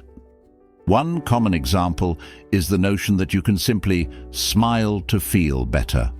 While a positive attitude is undeniably valuable, reducing complex emotional struggles to superficial fixes like this does more harm than good. These narratives typically arise from societal expectations or well-meaning advice that oversimplifies the human experience. The problem lies in their failure to address the root causes of discomfort, unhappiness, or emotional pain. When someone struggling with genuine hardships tries to just smile or think positive without tackling the deeper issues, they often feel worse when these methods inevitably fail to provide relief. Instead of feeling supported, they may believe something is inherently wrong with them, further perpetuating their sense of inadequacy. To break free from unhealthy narratives, the first step is to question them. Ask yourself, where did this idea come from? Does it align with my personal reality? Is it helping or harming me? Often you'll find that these beliefs are inherited from cultural norms, media portrayals, or even well-meaning but misguided advice. Recognizing this is crucial for reclaiming your agency. The next step is to replace these narratives with empowering ones grounded in truth and compassion. For example, instead of telling yourself, "I should just be happy," try a more nuanced perspective like, "It's okay to feel what I'm feeling, and I can take small steps to improve my situation." This reframing acknowledges your emotions without invalidating them, creating space for genuine growth rather than forced positivity. Stoic philosophy offers a valuable framework for challenging unhealthy narratives. The Stoics emphasize the importance of focusing on what we can control, our thoughts, actions, and responses, while accepting what lies outside our influence. Marcus Aurelius wrote, "You have power over your mind, not outside events. Realize this, and you will find strength." Applying this wisdom means understanding that while you can't control every emotion or circumstance, you can choose how you interpret and respond to them. Another way to dismantle harmful narratives is by cultivating self-awareness through practices like journaling or mindfulness. Take time each day to reflect on the stories you tell yourself. Are they rooted in truth, or are they perpetuating unrealistic expectations? Mindfulness, in particular, helps you observe your thoughts without judgment, making it easier to recognize and challenge unhealthy patterns. Building resilience also plays a crucial role. Unhealthy narratives often take hold because they promise easy solutions to difficult problems. Resilience, on the other hand, equips you to face challenges head-on, understanding that growth and healing require effort and time.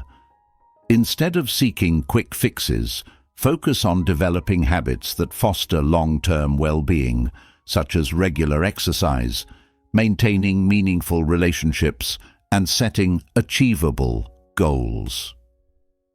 One particularly empowering strategy is to seek wisdom from others who have faced similar struggles.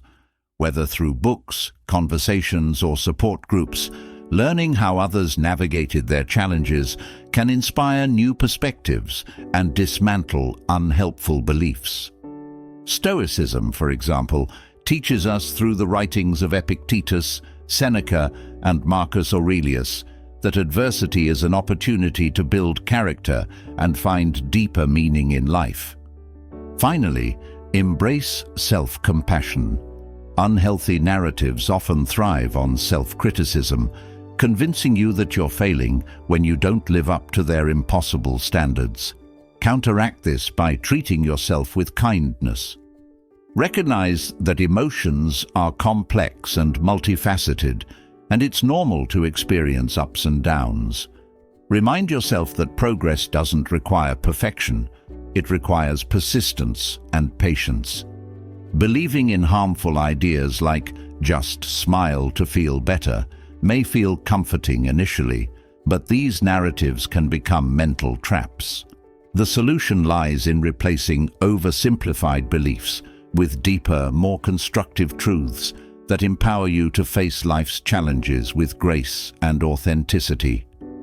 By questioning these narratives, embracing resilience, and showing yourself compassion, you can break free from their grip and create a healthier, more balanced approach to emotional well-being. Feeling overwhelmed or unfulfilled often has roots deeper than just external circumstances or temporary emotions. At the core, an imbalance in your brain's neurochemical systems, like dopamine, serotonin, and others, can significantly impact your motivation, happiness, and overall sense of well-being. When these chemicals are out of sync, you might experience a mix of restlessness, dissatisfaction, and even burnout, regardless of how much you accomplish or how good your life appears on the surface. Dopamine, often referred to as the reward chemical, plays a vital role in motivation and the pursuit of goals. It drives the excitement of anticipation, the satisfaction of achievement, and the desire to keep moving forward. However, in today's fast-paced world of instant gratification, dopamine systems can become overstimulated. Social media likes, binge-worthy shows, online shopping, and even excessive caffeine consumption can create frequent but shallow dopamine hits. This leads to a cycle where your brain craves more and more stimulation, making long-term goals feel dull and effortful by comparison. Over time, the pursuit of meaningful achievements loses its appeal because they can't compete with the immediate rewards of fleeting distractions. On the other hand, serotonin, the contentment chemical, helps you feel grounded, calm, and satisfied. It fosters a sense of well-being and stability, often tied to gratitude, connection, and inner peace. But when dopamine dominates, serotonin can take a back seat. This is why you may find yourself achieving milestone after milestone, but still feeling restless or unfulfilled. Without enough serotonin, life can start to feel like an endless chase for the next high, leaving you disconnected from the simple joys of the present moment. To restore balance to these neurochemical systems, the first step is awareness. Recognize how your habits and lifestyle may be contributing to the imbalance. Are you constantly chasing the next dopamine rush?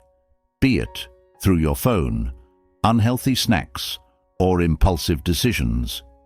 Or have you neglected activities that naturally boost serotonin, like spending time outdoors, practicing gratitude, or fostering meaningful relationships? Awareness of these patterns allows you to begin making intentional changes. One powerful way to reset your dopamine system is by practicing dopamine fasting.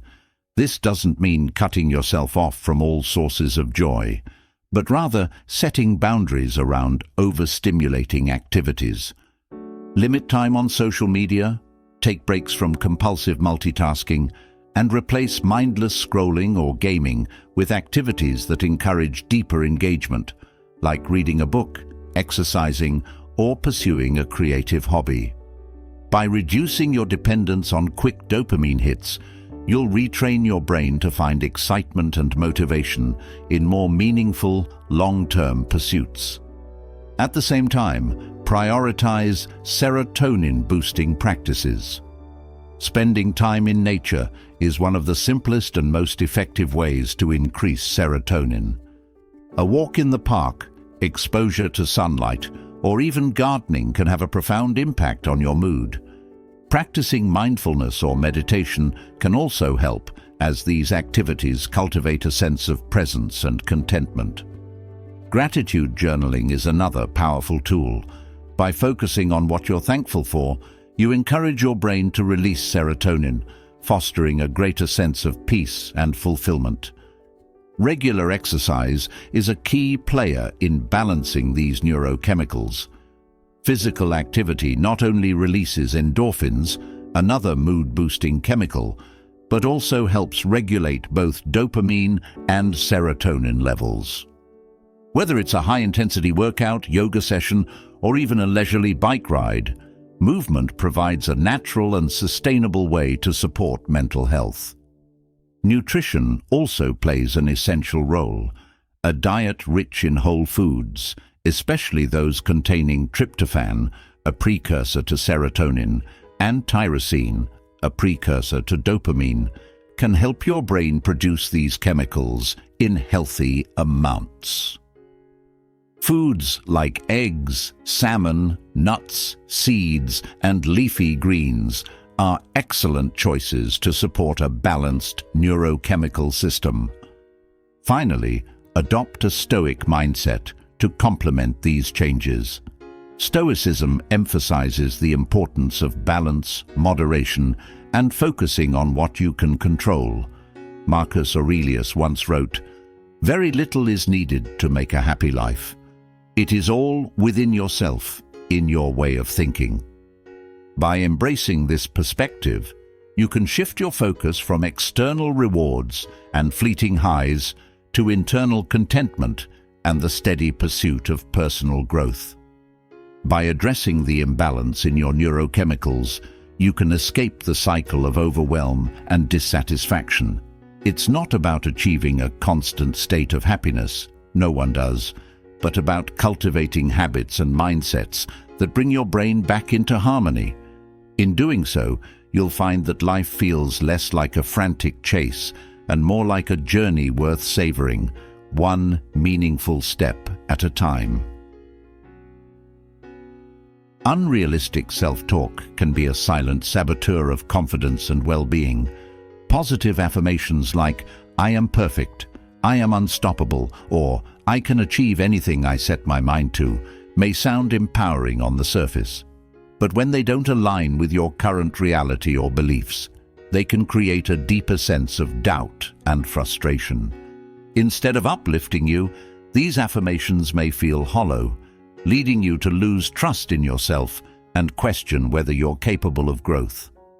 The problem lies in the gap between where you are and where the affirmation insists you should be. If you're struggling with self-doubt, telling yourself, "I am confident and fearless," can feel more like a lie than a motivator. Your mind is quick to spot the disconnect, and rather than feeling inspired, you might feel like a failure for not living up to the ideal you're trying to project. Over time, this cognitive dissonance can erode your self-esteem and make it even harder to take meaningful steps forward.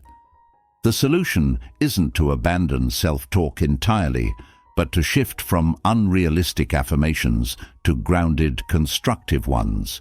Instead of declaring, "I am successful," try reframing it as, "I am learning what success means to me and taking steps to achieve it."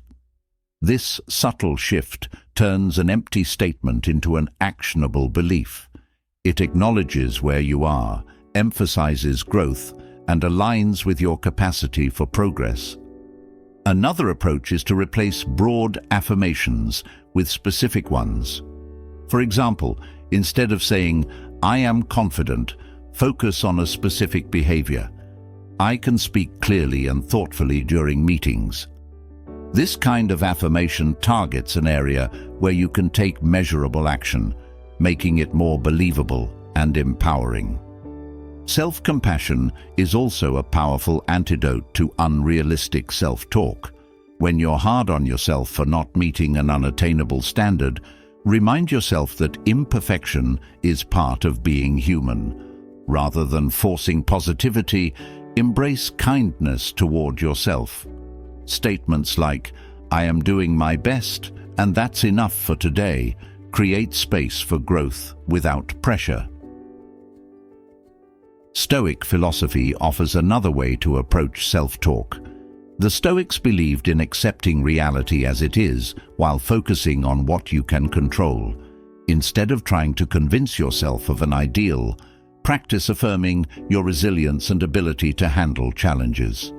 For instance, instead of saying, "I will never fail," you could say, "I have the strength to face failure and learn from it."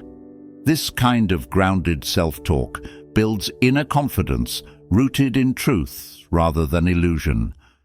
Another strategy is to complement affirmations with action.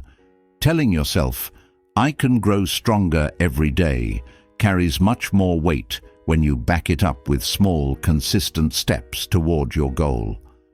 Action validates your self-talk and creates a feedback loop where each accomplishment reinforces your belief in yourself. Journaling can also be an effective way to align your thoughts and beliefs. Start by writing down the affirmations you use and asking yourself how they make you feel. Do they inspire or frustrate you? If the latter, revise them into statements that reflect your current reality and aspirations. Use your journal to track progress and reflect on areas where you've grown.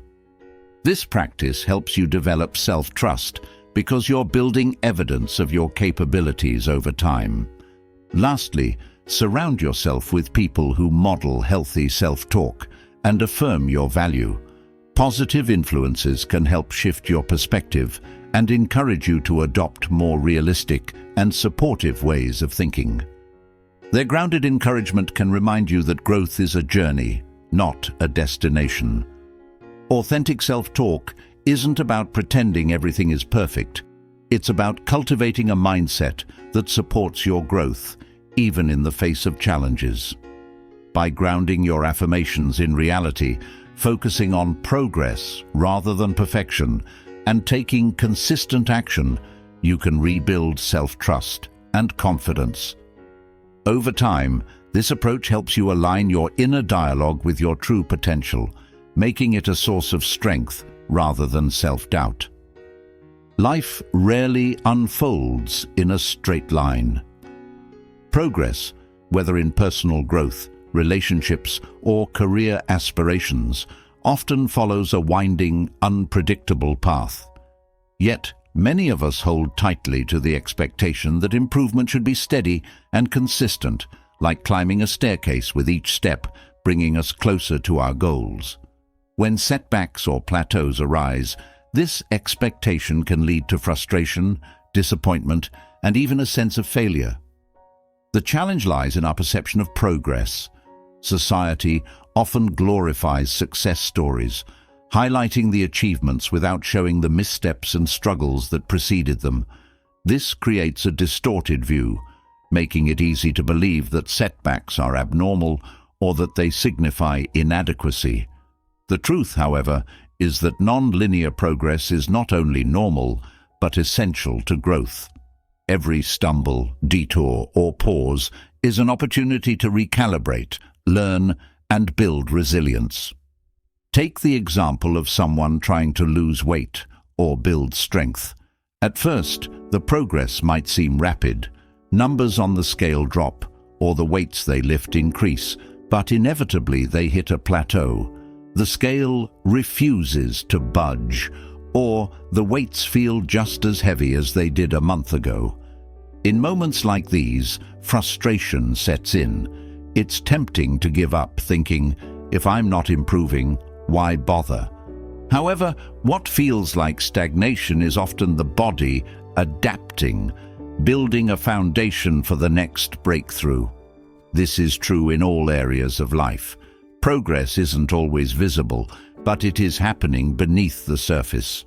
To handle non-linear progress, the first step is shifting your mindset. Instead of viewing setbacks as failures, reframe them as part of the process. Consider them stepping stones rather than obstacles. Stoic philosophy teaches us that obstacles aren't barriers to our path. They are the path. Marcus Aurelius wrote, "The impediment to action advances action. What stands in the way becomes the way." This perspective encourages us to see challenges as opportunities for growth, not reasons to abandon our goals. Another effective approach is to break down larger goals into smaller, manageable milestones. This way, even when progress on the big picture feels elusive, you can celebrate smaller wins along the way. For example, if you're learning a new skill, don't just focus on mastering it entirely. Acknowledge the micro-improvements, completing a challenging exercise, grasping a new concept, or even showing up consistently. These small victories keep you motivated and remind you that progress is being made, even if it doesn't feel monumental. Journaling can also help you track progress over time. It's easy to forget how far you've come when you're focused on the present frustration. By reflecting on past entries, you can see the subtle yet significant growth that has occurred. Writing down lessons learned from setbacks can turn moments of frustration into valuable insights. Over time, this practice builds a more balanced view of progress. Patience is another critical skill to cultivate. Non-linear progress requires the ability to withstand uncertainty and keep going, even when results aren't immediate. This doesn't mean ignoring setbacks, but rather learning to sit with them without letting them derail your efforts. When frustration arises, take a moment to breathe, reflect on why you started, and remind yourself that progress isn't always about the destination. It's about who you become along the way. Developing a growth mindset, as psychologist Carol Dweck describes, is essential. A growth mindset recognizes that abilities and intelligence can be developed through effort and learning. This perspective shifts the focus from immediate outcomes to the process itself. For example, instead of thinking, "I failed this test, I'm not smart enough," you might think, "This test was tough, but now I know where I need to improve." It's also helpful to cultivate gratitude for the journey, not just the destination. When progress slows or reverses, pause to acknowledge the effort you've put in and the lessons you've gained. Gratitude helps shift the focus from what's lacking to what's present, creating a more balanced and hopeful outlook.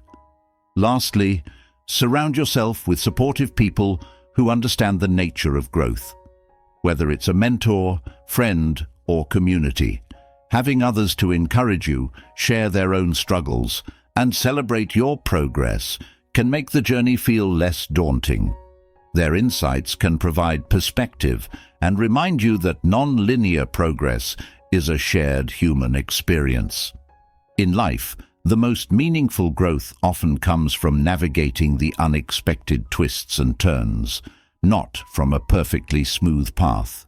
By embracing setbacks, reframing frustrations, and focusing on the process rather than the outcome, You can transform moments of difficulty into stepping stones toward lasting growth and fulfillment.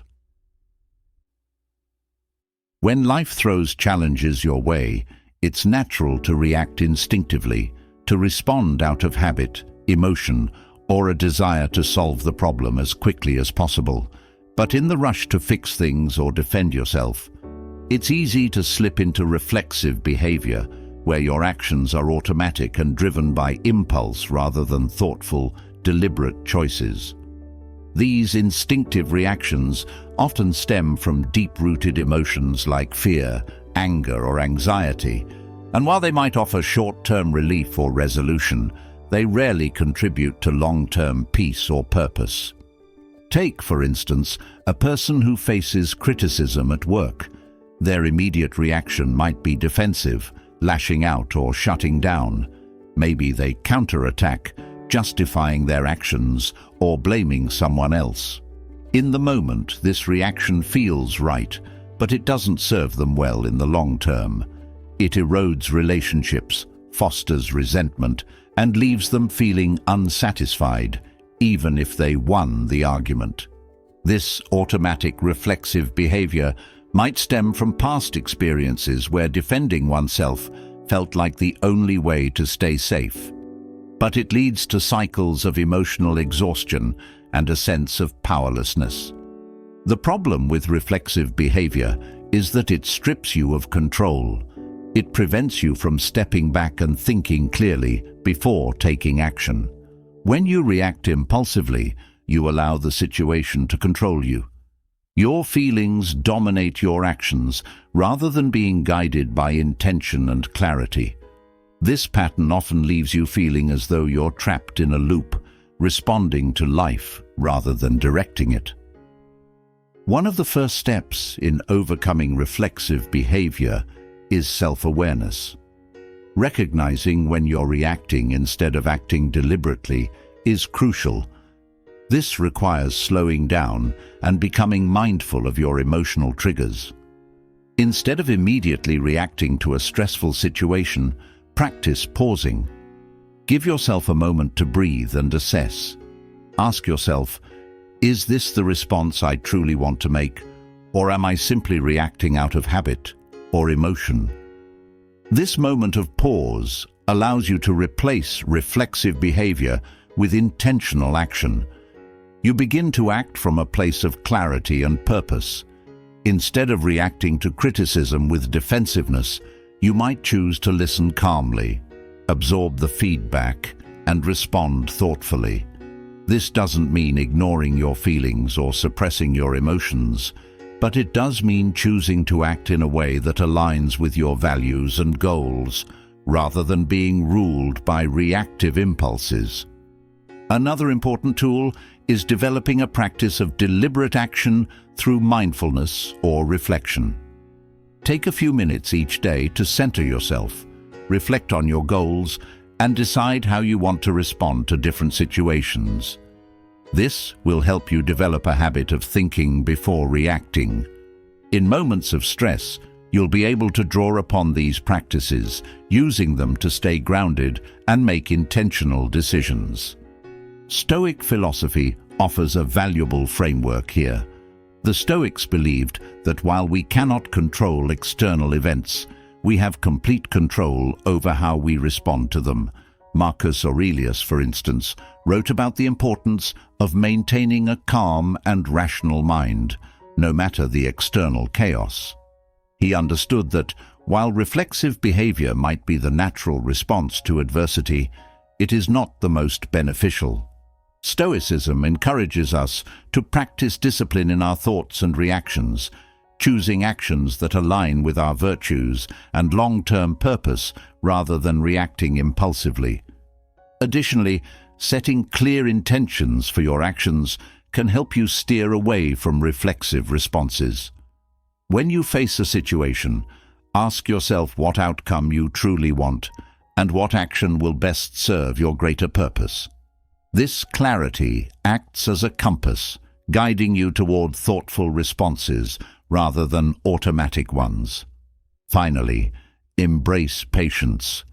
Change takes time, and breaking free from the cycle of reflexive behavior isn't something that happens overnight. Be patient with yourself as you learn to create space between your emotional triggers and your actions. Every time you intentionally choose to pause and reflect before responding, you strengthen your ability to act deliberately and with purpose. In the end, deliberate action leads to greater control over your life. Instead of feeling swept away by your emotions, you begin to take charge, acting in alignment with your values and goals. This sense of control fosters a deeper sense of purpose, and over time, you'll find that you're not just reacting to life, you're living it intentionally. In today's world, digital distractions are everywhere. From the moment we wake up to the time we go to bed, our phones, tablets, and computers are vying for our attention.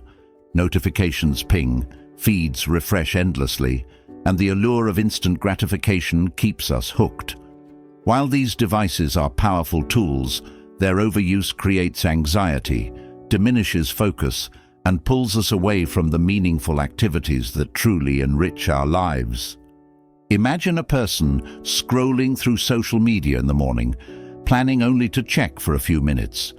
30 minutes later, they're still mindlessly flicking through posts, comparing their life to curated images and feeling an inexplicable sense of inadequacy. Instead of starting the day with intention and clarity, they've already let their mental energy scatter across platforms designed to capture attention. By the end of the day, after countless hours of checking emails, notifications, and updates, they feel drained, distracted, and unfulfilled. This is the silent cost of digital distractions: a fractured mind and a life spent reacting to technology rather than living intentionally. The trouble with digital distractions lies not only in the time they consume, but in the mental toll they take. Social media, for instance, is built on algorithms that reward instant gratification and constant engagement. Every like, comment, or notification triggers a small dopamine release, pulling you deeper into the cycle. Over time, this overstimulation dulls your ability to focus and makes it harder to find joy in slower, more meaningful experiences. Simultaneously, the curated lives you see online fuel feelings of inadequacy, making you question your own achievements, appearance, and happiness. Moreover, the constant interruptions from devices fragment your attention. Instead of focusing deeply on a task or engaging fully with loved ones, your mind is always half aware of the next buzz or notification. This divided attention not only affects productivity, but also weakens the quality of your relationships and your ability to be present in the moment. The first step to overcoming digital distractions is awareness. Pay attention to how much time you spend on your devices and how it makes you feel. Are you using your phone as a tool for connection and learning? Or are you passively consuming content that leaves you feeling drained or anxious?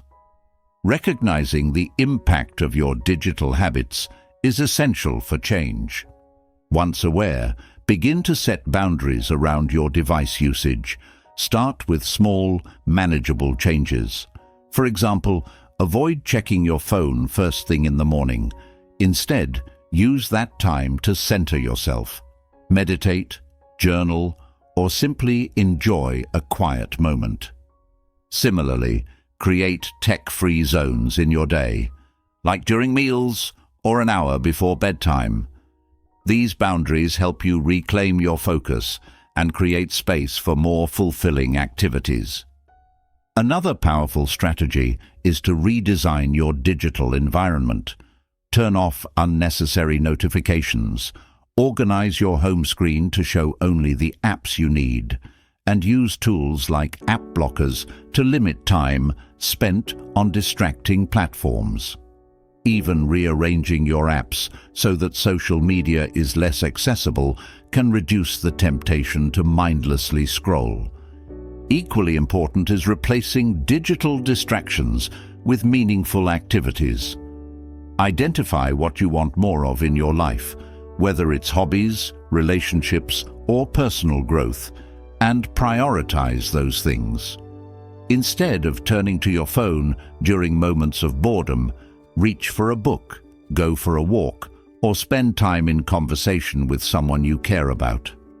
Over time, these intentional choices will not only reduce your reliance on devices, but also enrich your life.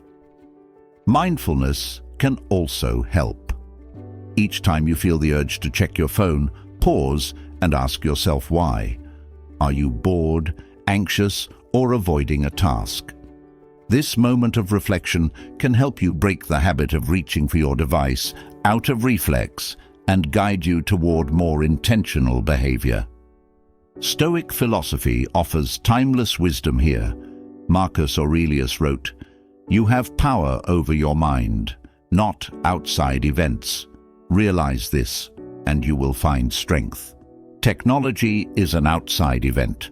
It only has power over you if you let it.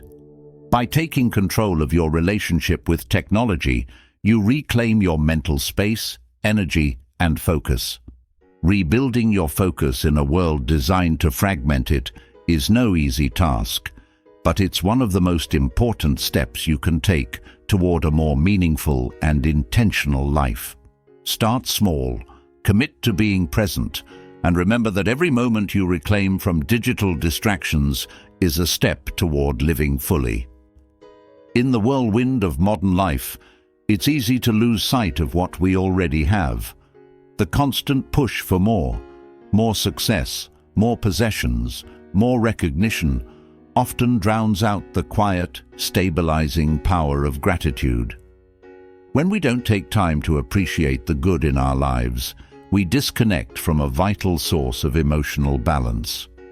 Gratitude is not just a feel-good concept. It has a profound effect on our mental well-being, influencing the release of serotonin, the neurotransmitter responsible for feelings of contentment and happiness. When gratitude is absent, life can feel like a constant chase for the next milestone or reward. Imagine someone who works tirelessly, achieves their goals, and yet feels a lingering emptiness. They look at what they've gained but quickly dismiss it as insufficient compared to someone else's achievements. Instead of feeling satisfied, they're trapped in a cycle of comparison and dissatisfaction. This disconnect from gratitude creates a mental state of scarcity, where nothing feels like enough, and the joy of living is overshadowed by a sense of inadequacy. The problem with failing to practice gratitude is that it leaves a vacuum in the mind, easily filled by negative thoughts, anxiety, and discontent. Without gratitude, even the simplest pleasures, a meal with loved ones, a sunny day, or personal health, can go unnoticed, taken for granted in the pursuit of what's next. This mindset not only robs us of joy, but also creates a distorted perception of life, making challenges seem insurmountable and progress feel meaningless. Reconnecting with gratitude is one of the simplest yet most transformative ways to reclaim a sense of contentment and grounding. Start small. Gratitude doesn't require grand gestures or massive life changes. It begins with noticing the little things, the warmth of your morning coffee, the support of a friend, or the comfort of your home. These small moments, when acknowledged, become the building blocks of a grateful mindset. One effective practice is to keep a daily gratitude journal. Each evening, take a few minutes to write down 3 things you're grateful for that day. They don't have to be monumental. Even something as simple as a delicious lunch or a kind word from a stranger is enough. Over time, this practice rewires your brain to notice the positives in your life more readily. Science backs this up. Regular gratitude journaling has been shown to increase serotonin levels, fostering feelings of calm and satisfaction. Another way to cultivate gratitude is to actively express it. Tell someone why you appreciate them, whether it's a family member, friend, or colleague. Verbalizing gratitude not only strengthens relationships, but also reinforces your own sense of appreciation. Gratitude, like any other practice, grows stronger with repetition. Mindfulness also plays a key role in fostering gratitude. When you pause to be present in the moment, you're more likely to notice the things that bring you joy. Take time each day to reflect on what's good in your life, even if you're going through a difficult period. Gratitude doesn't erase hardship, but it provides perspective, reminding you that even in struggle, there are things worth cherishing. Stoicism offers profound insights on gratitude as well. Marcus Aurelius wrote, "When you arise in the morning, think of what a privilege it is to be alive, to think, to enjoy, to love." The Stoics understood that gratitude isn't just about what we have, but about recognizing the sheer gift of existence. This shift in perspective, seeing life itself as something extraordinary, can radically transform how you navigate challenges and setbacks. Gratitude also encourages a focus on sufficiency rather than scarcity. Instead of fixating on what's missing, gratitude allows you to see how much you already have. This doesn't mean you should stop striving for growth or improvement. Rather, it means grounding your ambition in a foundation of appreciation. When you feel rooted in gratitude, the pursuit of your goals becomes less about filling a void and more about building on an already abundant life. Practicing gratitude isn't a quick fix. It's a habit to nurture over time, but its impact is undeniable. When you make space for gratitude, you invite serenity, joy, and resilience into your life.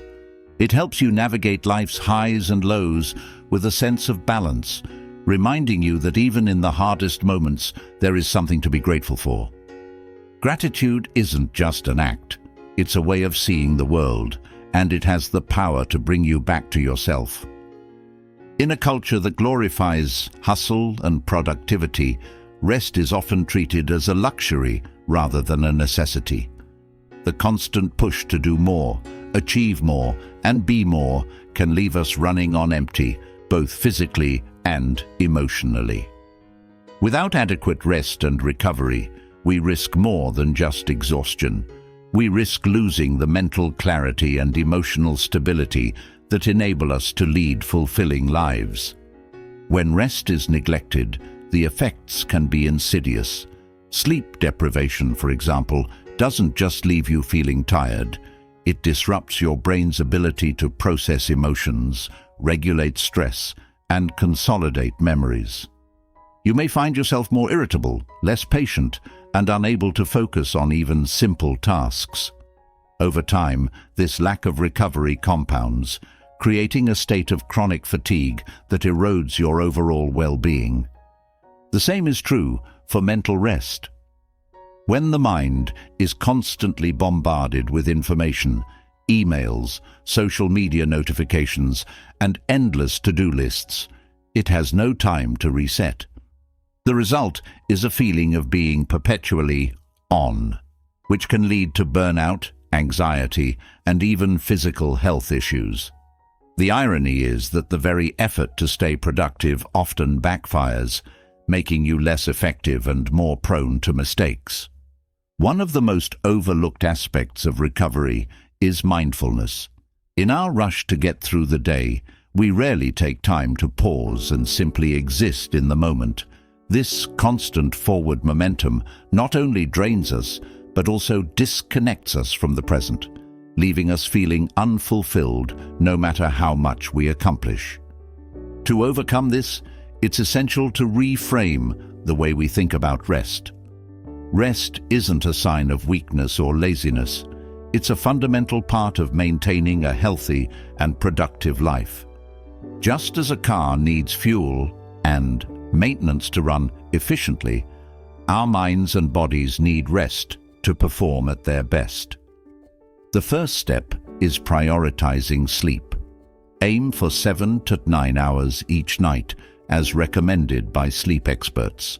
This might mean establishing a consistent bedtime routine, dim the lights, put away screens an hour before bed, and create a calming environment in your bedroom.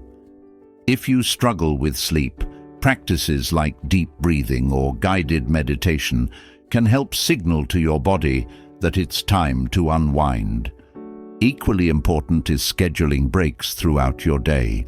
Even short periods of rest, such as stepping away from your desk for 5 minutes to stretch or taking a brief walk outside, can help reset your focus and energy. These moments of recovery allow your brain to process information more effectively, reducing feelings of overwhelm. Mindfulness is another powerful tool for recovery. Take time each day to practice being fully present, whether it's through meditation, yoga, or simply sitting quietly and observing your thoughts without judgment. This practice not only calms the mind, but also enhances your ability to respond to challenges with clarity and composure. Physical recovery should also be part of your routine. Regular exercise is essential for overall health, but it's equally important to balance activity with rest. Overtraining can be just as harmful as not moving at all, so listen to your body and incorporate rest days into your fitness plan. Activities like gentle stretching, restorative yoga, or even an afternoon nap can help your body recover and recharge. Finally, don't underestimate the value of doing nothing. In a world that demands constant action, giving yourself permission to simply relax can feel revolutionary. Whether it's spending a lazy Sunday morning, reading a book, or enjoying a quiet cup of tea in your backyard, these moments of stillness can be profoundly restorative. The Stoics understood the importance of balance. Marcus Aurelius wrote, "Take a rest. A field that has rested gives a bountiful crop." This wisdom reminds us that rest isn't a break from life. It's a vital part of it. By embracing rest and recovery as non-negotiable priorities, you not only enhance your physical and mental health, but also create the space to fully engage with the world around you. Rest is not the enemy of success. It is its foundation. Human beings are inherently social creatures. We're wired to connect, to share, and to form bonds with others. Yet, in today's increasingly disconnected world, many people find themselves isolated, whether physically, emotionally, or both. This isolation creates a void, leaving individuals feeling empty and unfulfilled, regardless of their external achievements. When our social and emotional needs go unmet, the effects can ripple through every aspect of our lives, amplifying feelings of loneliness and dissatisfaction. The causes of unfulfilled social and emotional needs vary. Sometimes it stems from a lack of meaningful relationships. Perhaps you've drifted apart from old friends or have struggled to form new connections. Other times, it's not about the quantity of relationships, but their quality. You might be surrounded by people, yet feel completely alone because those relationships lack depth or authenticity. In the digital age, this problem has only worsened. Social media creates the illusion of connection while often fostering comparison and superficial interactions, leaving many people more isolated than ever. The impact of unfulfilled social needs goes beyond loneliness. Studies have shown that social isolation can lead to increased stress, anxiety, and even physical health issues like high blood pressure and weakened immunity. Emotionally, it can make it difficult to navigate life's challenges, as there's no trusted circle to provide support or encouragement.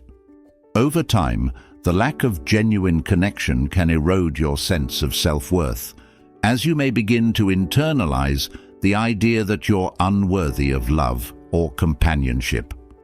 To address this, the first step is recognizing the importance of connection and prioritizing it in your life. Building meaningful relationships takes effort and intentionality, but the rewards are profound. Start by reaching out to people who matter to you. Whether it's an old friend you've lost touch with or a family member you haven't spoken to in a while, a simple message or phone call can begin to rebuild bridges. If you feel you don't have a support network, it's never too late to create one. Consider joining a group or community that aligns with your interests or values.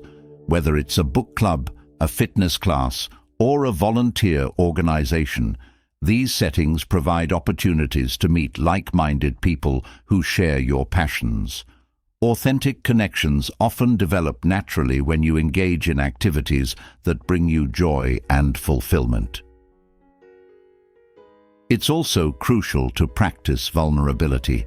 Opening up about your thoughts and feelings can deepen relationships and foster trust. This doesn't mean baring your soul to everyone you meet, but rather allowing yourself to be seen and understood by those who matter. Authenticity is the cornerstone of meaningful connections, and it often requires stepping out of your comfort zone to share your true self. In addition to fostering relationships with others, don't neglect the relationship you have with yourself. Solitude isn't the same as isolation, and learning to enjoy your own company can be incredibly empowering. Spend time reflecting on your values, interests, and goals. Journaling, meditating, or simply taking a walk alone can help you reconnect with your inner self and build a foundation of self-love and self-acceptance. Gratitude is another powerful tool for combating feelings of loneliness. Take time each day to reflect on the people and experiences you're grateful for. This practice shifts your focus from what's lacking to what you already have, helping you appreciate the connections that do exist in your life, no matter how small they may seem. The Stoics believed in the value of community and the interconnectedness of humanity. Marcus Aurelius wrote, "We are made for cooperation, like feet, like hands, like eyelids, like the rows of the upper and lower teeth." This reminder underscores the idea that connection isn't just a luxury. It's a fundamental part of being human. If you're feeling isolated, remember the change starts with small steps. Reach out, open up, and seek out opportunities to connect. At the same time, nurture your inner world so you can approach relationships with authenticity and strength. In doing so, you'll not only meet your social and emotional needs, but also find a sense of belonging that enriches your life in ways you never thought possible. Fear of challenges is a silent thief that robs people of their potential. At its core, this fear stems from an aversion to discomfort, a natural human instinct to avoid pain or struggle. However, this instinct can backfire when it leads to avoiding challenges altogether. Over time, this avoidance creates a cycle of stagnation and inadequacy, where each missed opportunity to grow deepens the belief that you're incapable of overcoming life's obstacles. Think about it. Every significant achievement, no matter how small or large, begins with a challenge. Whether it's learning a new skill, taking on a daunting project, or navigating a difficult conversation, growth is always on the other side of discomfort. Yet many people hesitate, fearing failure, judgment, or simply the effort required. This hesitation isn't laziness, it's self-protection. But in protecting themselves from the possibility of failure, they also shield themselves from the possibility of success. The consequences of avoiding challenges are profound. When you consistently shy away from difficulty, you miss out on the chance to build resilience and confidence. Over time, your comfort zone shrinks, and even minor obstacles begin to feel insurmountable. You might start to doubt your abilities, question your worth, and feel trapped in a cycle of mediocrity.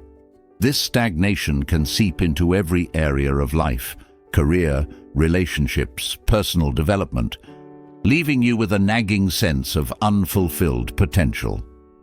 The solution lies in reframing how you view challenges. Instead of seeing them as threats, begin to see them as opportunities for growth. A good starting point is to adjust your mindset. Instead of fearing failure, understand that failure is an inevitable part of success. Every successful person has faced setbacks. What sets them apart is their ability to learn and adapt. Thomas Edison famously said, "I have not failed. I've just found 10,000 ways that won't work." His perspective is a powerful reminder that failure isn't the end. It's a step on the journey. Taking action, even in small ways, is crucial. Start by confronting minor challenges that push you slightly outside your comfort zone. For example, if you're afraid of public speaking, begin by sharing your thoughts in a small meeting. If you've been avoiding a project because it feels overwhelming, break it into manageable steps and focus on completing just the first one. Each small victory builds momentum and reminds you that you're capable of more than you realize. Embrace the discomfort that comes with growth. This doesn't mean seeking out unnecessary pain, but recognizing that some level of struggle is a natural and necessary part of improvement. Think of it like building muscle. The process involves breaking down fibers through effort and resistance so they can grow back stronger. Similarly, facing challenges strengthens your mental and emotional muscles, preparing you for even greater feats. Another strategy is to cultivate curiosity. Instead of focusing on what could go wrong, focus on what you might learn. When you approach challenges with a sense of curiosity, they become less intimidating and more like puzzles waiting to be solved. Ask yourself, what could this experience teach me? Or, how could I grow from this? The teachings of Stoicism provide timeless wisdom for facing challenges. Marcus Aurelius wrote, "What stands in the way becomes the way." This principle reminds us that obstacles are not barriers, but pathways to growth. Each challenge presents an opportunity to develop strength, wisdom, and resilience. Finally, surround yourself with people who inspire and challenge you. Being in the company of those who embrace growth can motivate you to do the same. Their examples can serve as powerful reminders that challenges are not to be feared, but embraced. Overcoming the fear of challenges requires practice and patience. It's about taking one small step at a time, learning to sit with discomfort, and reframing your mindset to see obstacles as opportunities. As you do this, you'll begin to notice a profound shift, not just in how you approach challenges, but in how you view yourself. You'll move from a place of hesitation to a place of empowerment, realizing that every step forward, no matter how small, is a victory worth celebrating. The relentless pursuit of goals, while often celebrated, can sometimes lead to a dangerous imbalance in the brain's reward systems, particularly between dopamine and serotonin. Dopamine, the neurotransmitter responsible for motivation and anticipation, drives us to chase success, achieve milestones, and conquer challenges.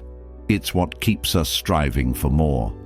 However, when dopamine dominates without the balancing influence of serotonin, the neurotransmitter associated with contentment, happiness, and well-being, it creates a cycle of relentless pursuit and perpetual dissatisfaction. This imbalance can leave you feeling unfulfilled, even when you achieve your goals. The rush of accomplishment from a dopamine surge is fleeting, and without serotonin to provide a sense of contentment, the victory quickly feels hollow. You find yourself chasing the next milestone, believing that this time you'll feel complete. But the cycle repeats, leading to burnout, frustration, and a creeping sense of emptiness. This pattern is all too common in today's fast-paced, achievement-driven culture. Society often glorifies the grind, long hours, bigger goals, and constant productivity, while neglecting the need for rest, reflection, and gratitude. Over time, this approach can rob you of the joy in your accomplishments, as every success feels overshadowed by the pressure to aim higher. The key to breaking free from this cycle lies in restoring balance. Success and contentment are not mutually exclusive. In fact, they're interdependent.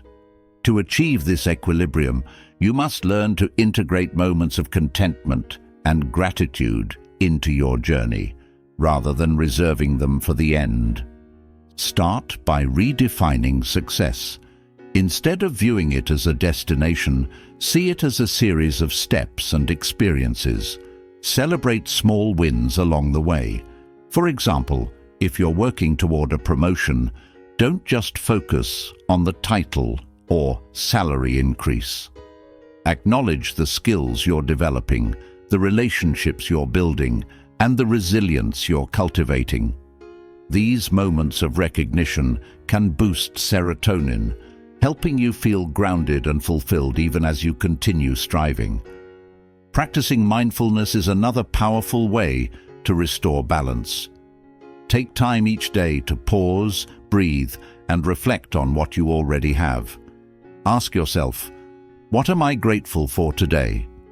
This practice not only increases serotonin levels, but also shifts your focus from what's missing to what's present. It reminds you that while ambition is important, so is appreciating the here and now. Incorporate rest and self-care into your routine. It's easy to equate rest with laziness in a society that glorifies hustle, but rest is essential for recharging both your body and mind.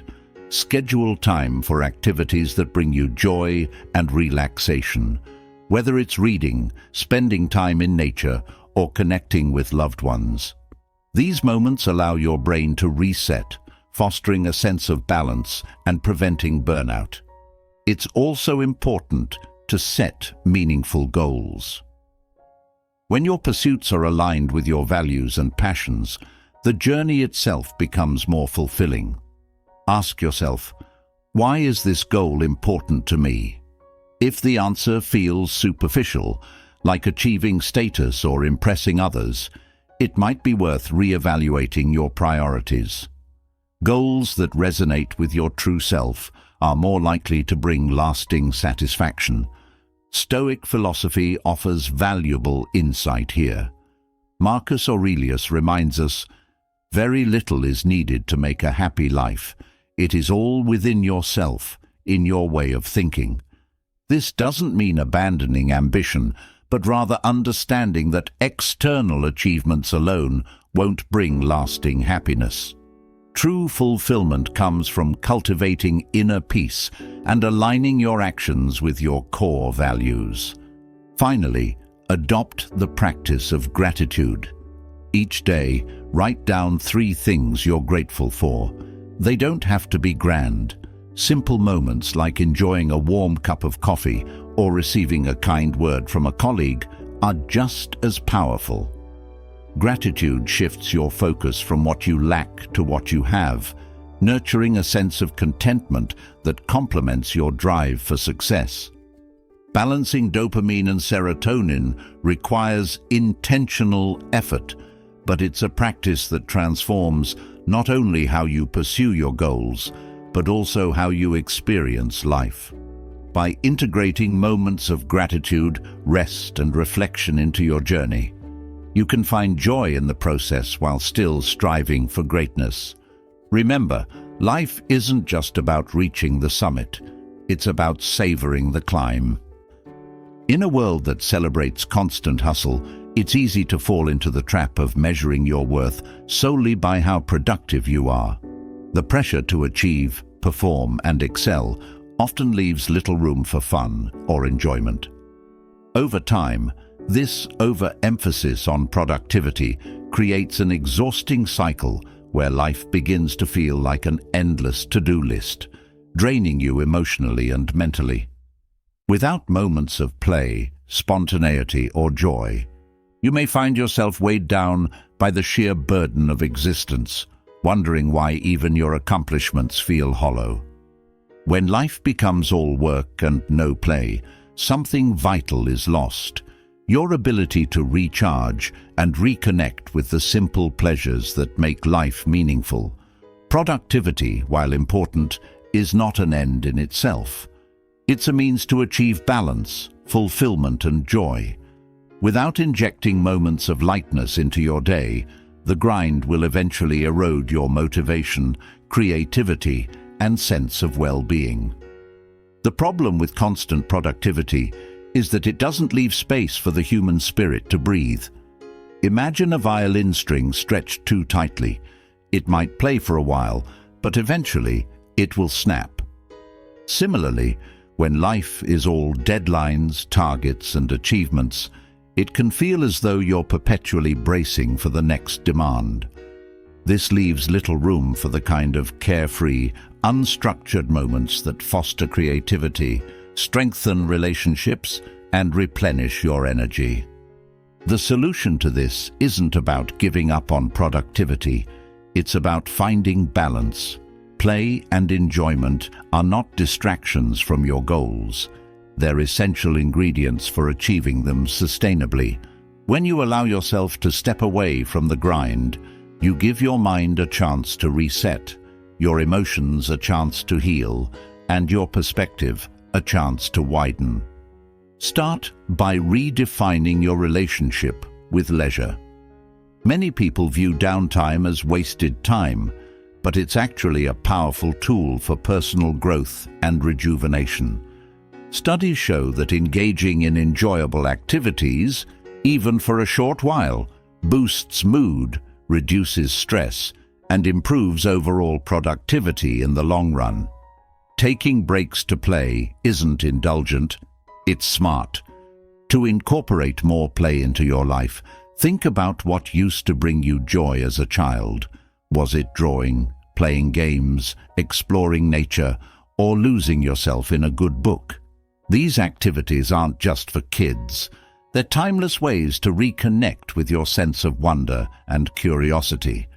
Try to carve out even 15 to 30 minutes a day for something that brings you pure enjoyment, without any agenda or goal attached. Spending time with friends or family in a relaxed setting is another way to infuse fun into your routine.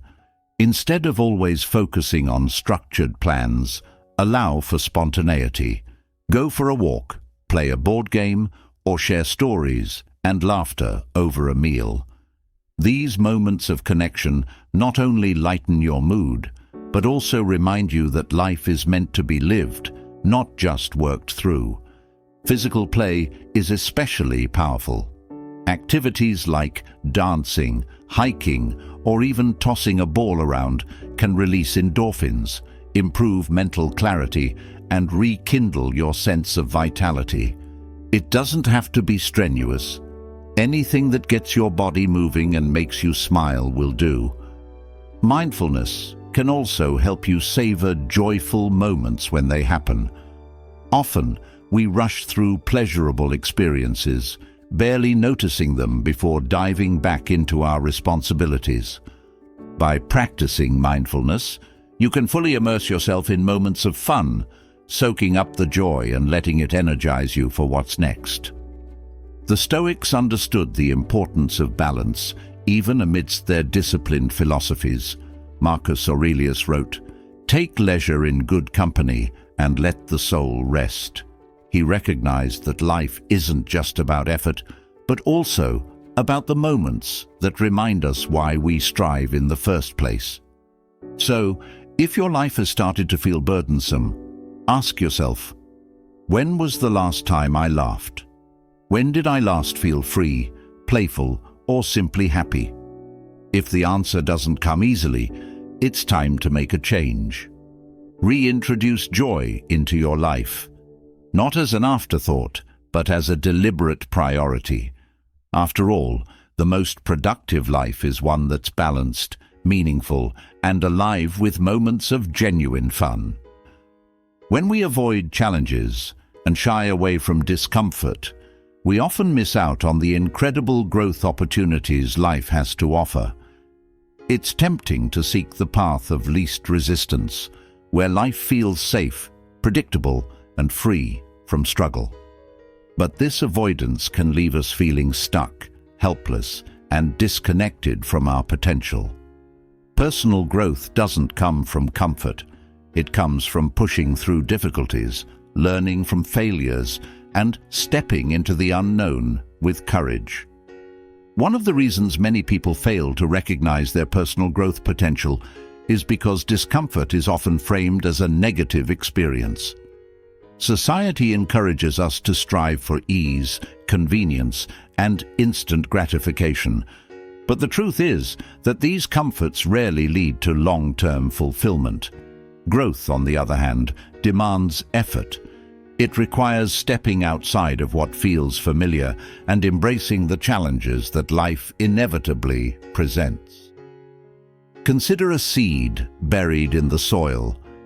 To grow into a strong tree, it must break through the darkness, push against the weight of the earth, and reach for the light. This process is not easy, but it's essential for transformation. Similarly, your personal growth often lies just beyond your current struggles. Challenges are not obstacles meant to defeat you. They are stepping stones to becoming a stronger, wiser version of yourself. One way to overcome the helplessness that comes from avoiding growth is to shift your mindset about discomfort. Instead of viewing challenges as threats, see them as invitations to expand. When you encounter a difficult situation, ask yourself, what can I learn from this? How can this experience make me better? Reframing challenges in this way helps you approach them with curiosity rather than fear. Taking small, deliberate steps toward discomfort can also build your resilience and confidence. You don't have to tackle the biggest challenge first. Start with something manageable. For instance, if you've been avoiding public speaking because it makes you nervous, begin by sharing your thoughts in small group settings. Gradually, as you face these smaller challenges, your confidence will grow, and larger obstacles will feel less intimidating. Self-reflection is another powerful tool for recognizing your potential. Take time to journal or meditate on past experiences where you overcame adversity. What did you learn from those moments? How did they shape you into the person you are today? Often, reflecting on your growth can remind you of your strength and encourage you to keep pushing forward. The Stoics had profound wisdom about the necessity of discomfort for growth. Marcus Aurelius once wrote, "The impediment to action advances action. What stands in the way becomes the way." This teaching encourages us to view obstacles as opportunities to refine our character. Every challenge you face has the potential to teach you patience, resilience, creativity, or perseverance. By embracing this mindset, you can transform difficulties into catalysts for personal evolution. It's also important to cultivate a supportive environment that encourages growth. Surround yourself with people who inspire you, challenge you, and celebrate your progress. Engage in meaningful conversations with those who have overcome struggles and ask them about their journeys. Their stories can remind you that growth is not only possible, but also deeply rewarding. Ultimately, Recognizing your personal growth potential means embracing life as a continuous journey of learning and improvement. You won't always have the answers, and that's okay. What matters is your willingness to try, fail, and try again. Growth isn't about being perfect. It's about showing up for yourself and choosing to move forward, even when it feels hard. When you stop fearing discomfort and start viewing it as a necessary part of your growth, you'll discover a profound sense of empowerment. You'll realize that the very challenges you once avoided are the ones shaping you into the person you're meant to become. Life will never be completely free of struggle, but with the right mindset, those struggles can become the foundation of your greatest strengths. One of the most significant yet underutilized tools for personal growth is neuroplasticity, the brain's remarkable ability to adapt and reorganize itself by forming new neural connections. However, when people cling to a fixed mindset, resisting change, or avoiding learning new skills, they fail to harness this innate capability. This unwillingness to embrace growth often leads to mental stagnation, frustration, and a feeling of being stuck in life. Neuroplasticity is what allows us to grow and adapt throughout our lives. It's the reason we can learn to play an instrument, develop resilience after setbacks, or shift our perspective on challenges. Yet, when we believe that our intelligence, talents, or abilities are static, we close ourselves off from this transformative power. A fixed mindset whispers thoughts like, "I'll never be good at this," or "I'm too old to learn something new." Over time, these beliefs create self-imposed barriers that stifle progress and fulfillment. One of the most damaging aspects of failing to leverage neuroplasticity is the cycle of self-doubt it creates. Each time you avoid trying something new or challenging, you reinforce the idea that you're incapable of growth. This mindset becomes a self-fulfilling prophecy, where avoidance leads to missed opportunities which further erode confidence. It's a vicious loop that keeps you stuck in the same patterns, never tapping into your potential. The solution to breaking free from this cycle begins with cultivating a growth mindset, the belief that abilities can be developed through effort, learning, and perseverance. This simple shift in perspective can unlock your brain's incredible potential for transformation. Instead of saying, "I'm not good at this," reframe it to, "I'm not good at this yet." The addition of that single word, "yet," opens the door to possibility and signals your brain to seek solutions rather than limitations. Taking small, deliberate steps to challenge your current capabilities is a powerful way to activate neuroplasticity. Start with a skill or habit you've always wanted to develop, but have avoided out of fear or doubt. Whether it's learning a new language, picking up a hobby, or tackling a work-related challenge, the act of engaging in something unfamiliar stimulates new neural pathways in the brain. With consistent practice, these pathways strengthen, making the task feel easier and more natural over time. Another essential aspect of leveraging neuroplasticity is embracing failure as part of the process. Too often, people fear failure because they see it as a sign of incompetence or inadequacy. In reality, failure is one of the most effective ways to learn and grow. Every time you struggle with a new skill, your brain adjusts and adapts, creating stronger connections. Instead of fearing failure, view it as evidence that you're actively working toward improvement. Mindfulness and reflection can also play a key role in breaking free from mental stagnation. By regularly reflecting on your thoughts, habits, and beliefs, you can identify areas where a fixed mindset might be holding you back. For example, ask yourself, What's one thing I've always told myself I couldn't do? Why do I believe that? What small step could I take toward proving myself wrong? This kind of introspection helps you recognize and challenge limiting beliefs, paving the way for growth.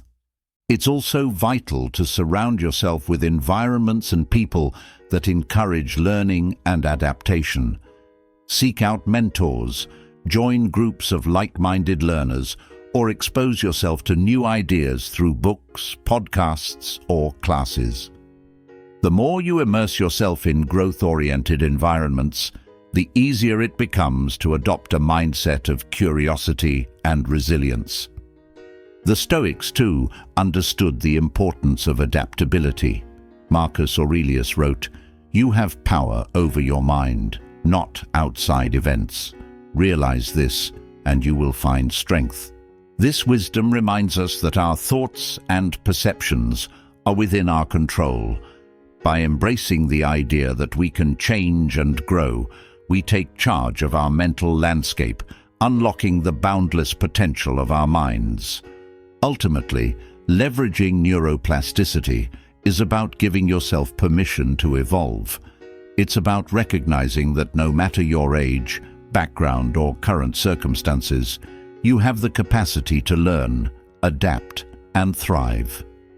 Each small step you take toward growth compounds over time, transforming not just your skills, but your confidence, perspective, and overall fulfillment. The journey begins the moment you choose to believe in the power of your own mind. Fear and anxiety are emotions deeply rooted in our survival instinct, designed to protect us from danger. But when unmanaged, these emotions can spiral into overwhelming forces that paralyze progress and block us from living a fulfilling life. For many, fear and anxiety become an invisible cage, locking them in a cycle of avoidance, doubt, and stagnation. Unmanaged fear often stems from our perception of the unknown or uncertainty about the future. It's not always about tangible dangers. It could be fear of failure, fear of judgment, or fear of not being enough. Anxiety, on the other hand, thrives on what-ifs and worst-case scenarios, amplifying the stress of even the smallest challenges. Together, they create a loop. Fear prevents action, which reinforces anxiety, and the lack of action further deepens the grip of fear. The result is often a life lived on pause.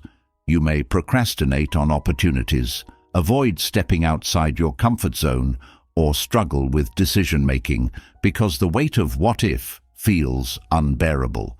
This paralysis not only hampers personal growth, but also erodes self-esteem.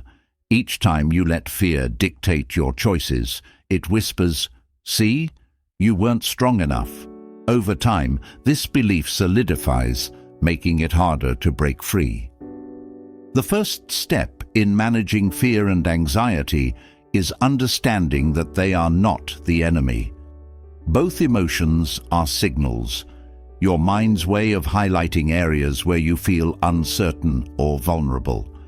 Instead of suppressing these feelings or berating yourself for experiencing them, start by acknowledging their presence. Say to yourself, "I feel fear because this matters to me," or "I'm anxious because I care about the outcome." This reframes fear and anxiety as indicators of value rather than barriers. Next, it's essential to ground yourself in the present moment. Anxiety thrives on future-oriented thoughts, pulling your mind into a web of hypothetical situations that rarely come true. Practices like mindfulness and controlled breathing can help anchor you in the now, reducing the intensity of anxious thoughts. Try this. When you feel overwhelmed, take a deep breath in for 4 counts, hold for 4 counts, and exhale for 4 counts. Repeat this cycle several times, focusing solely on your breath. This simple exercise signals your nervous system to calm down, creating space for clearer thinking. Breaking fear into manageable pieces is another effective strategy. Often, fear feels insurmountable because we view it as one massive obstacle. Instead, dissect it. Ask yourself, what's the worst that could realistically happen? How would I handle it if it did? Then, identify the smallest action you can take toward confronting that fear. For example, if you're afraid of public speaking, your first step might be practicing a speech in front of a mirror or recording yourself. These small victories build confidence and reduce the power fear holds over you. Stoic philosophy offers profound insights into managing fear and anxiety. Epictetus taught, "Men are disturbed not by things, but by the views which they take of them." This reminds us that fear is often less about the situation itself and more about our interpretation of it. By changing how we perceive challenges, we can shift our emotional response. Instead of viewing fear as a stop sign, see it as a guidepost pointing you toward growth. A powerful tool in managing fear and anxiety is visualization, not of failure, but of resilience.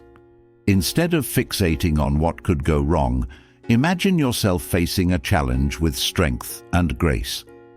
Picture yourself succeeding, or at the very least, learning from the experience. Visualization primes your mind for action, reducing the hold of anxiety and replacing it with a sense of preparedness. Building a support system can also be transformative. Fear and anxiety often feel isolating, but sharing your concerns with trusted friends, mentors, or even therapists can provide perspective and reassurance. Sometimes, simply voicing your fears out loud diminishes their intensity, making them feel more manageable. Finally, embrace the idea that growth requires discomfort. Fear and anxiety are inevitable companions on the journey to a meaningful life. Rather than resisting them, see them as signs that you're stepping into new territory. Territory where growth happens. As Marcus Aurelius said, "If you are distressed by anything external, the pain is not due to the thing itself, but to your estimate of it, and this you have the power to revoke at any moment." By acknowledging fear, grounding yourself in the present, and taking small steps forward, you begin to dismantle its grip. Each act of courage, no matter how small, builds resilience, making it easier to face future challenges. Over time, you'll find that fear and anxiety no longer control you. They become catalysts for strength and transformation. Living without deliberate practices like gratitude, mindfulness, or intention setting is like navigating life without a map. It's easy to drift, to feel aimless, and to wonder why, despite putting in effort, fulfillment always seems just out of reach. Without routines that anchor your mind and set a course for your day, life can feel chaotic and devoid of purpose, as if you're constantly reacting to events rather than shaping them. The absence of deliberate practices often leaves people feeling like passengers in their own lives. Days blur into weeks, filled with distractions, obligations, and the relentless pull of external demands. Without moments of pause and reflection, it's hard to identify what truly matters or to connect with the things that bring meaning and joy. This disconnection can lead to a sense of emptiness, where even achievements or successes feel hollow because they weren't pursued with intention. One of the most powerful remedies for this aimlessness is practicing gratitude. Gratitude shifts your focus from what's missing in your life to what's already present. It helps you see the abundance around you, even in the smallest things. A warm meal, a kind word, or a moment of peace. Studies have shown that regularly practicing gratitude can rewire your brain, increasing serotonin levels and fostering a sense of contentment and well-being. To integrate gratitude into your life, start with a simple daily habit. Each evening, write down 3 things you're thankful for. They don't have to be grand or profound. They just need to be sincere. Over time, this practice trains your mind to naturally seek the positive, creating a buffer against feelings of lack or dissatisfaction. Mindfulness is another deliberate practice that can transform your sense of purpose and presence. In our fast-paced world, it's easy to operate on autopilot, missing the richness of life as it unfolds. Mindfulness invites you to slow down and fully engage with the present moment. Whether it's savoring your morning coffee, noticing the rhythm of your breath, or taking a walk without distractions, mindfulness helps you connect with the here and now. This practice isn't about escaping reality, but embracing it fully, with all its imperfections. As the Stoic philosopher Marcus Aurelius put it, "When you arise in the morning, think of what a privilege it is to be alive, to breathe, to think, to enjoy, to love." Setting intentions is another cornerstone of deliberate living. An intention isn't the same as a goal. It's a guiding principle or a value you commit to embodying throughout your day. While goals focus on outcomes, intentions focus on the process, how you want to show up in the world. For example, instead of setting a goal to complete a project at work, you might set an intention to approach your tasks with focus and patience. Intentions anchor your actions in meaning, turning even mundane tasks into opportunities for growth and alignment with your values. To cultivate deliberate practices, start small. Choose one practice, gratitude, mindfulness, or intention setting, and integrate it into your daily routine. For example, you could begin your day by setting an intention during your morning coffee, or end it by jotting down a few moments of gratitude before bed. As these practices become habitual, you'll notice how they create a ripple effect, influencing your mindset, relationships, and overall sense of fulfillment. Deliberate practices act as a compass, helping you navigate life with clarity and purpose. They remind you that happiness and meaning aren't found in the big milestones alone, but in the small, conscious moments that fill your days. By committing to these practices, you reclaim a sense of agency, transforming life from a series of reactions to a purposeful journey shaped by your choices and values. Join our journey into Stoic wisdom and discover how to live with intention, resilience, and inner peace. By subscribing, you take the first step toward mastering your mind and overcoming life's challenges with strength and clarity. Share your commitment in the comments below by writing, "I embrace the path of reason and purpose." Together, let's build a life guided by virtue and grounded in unshakable principles.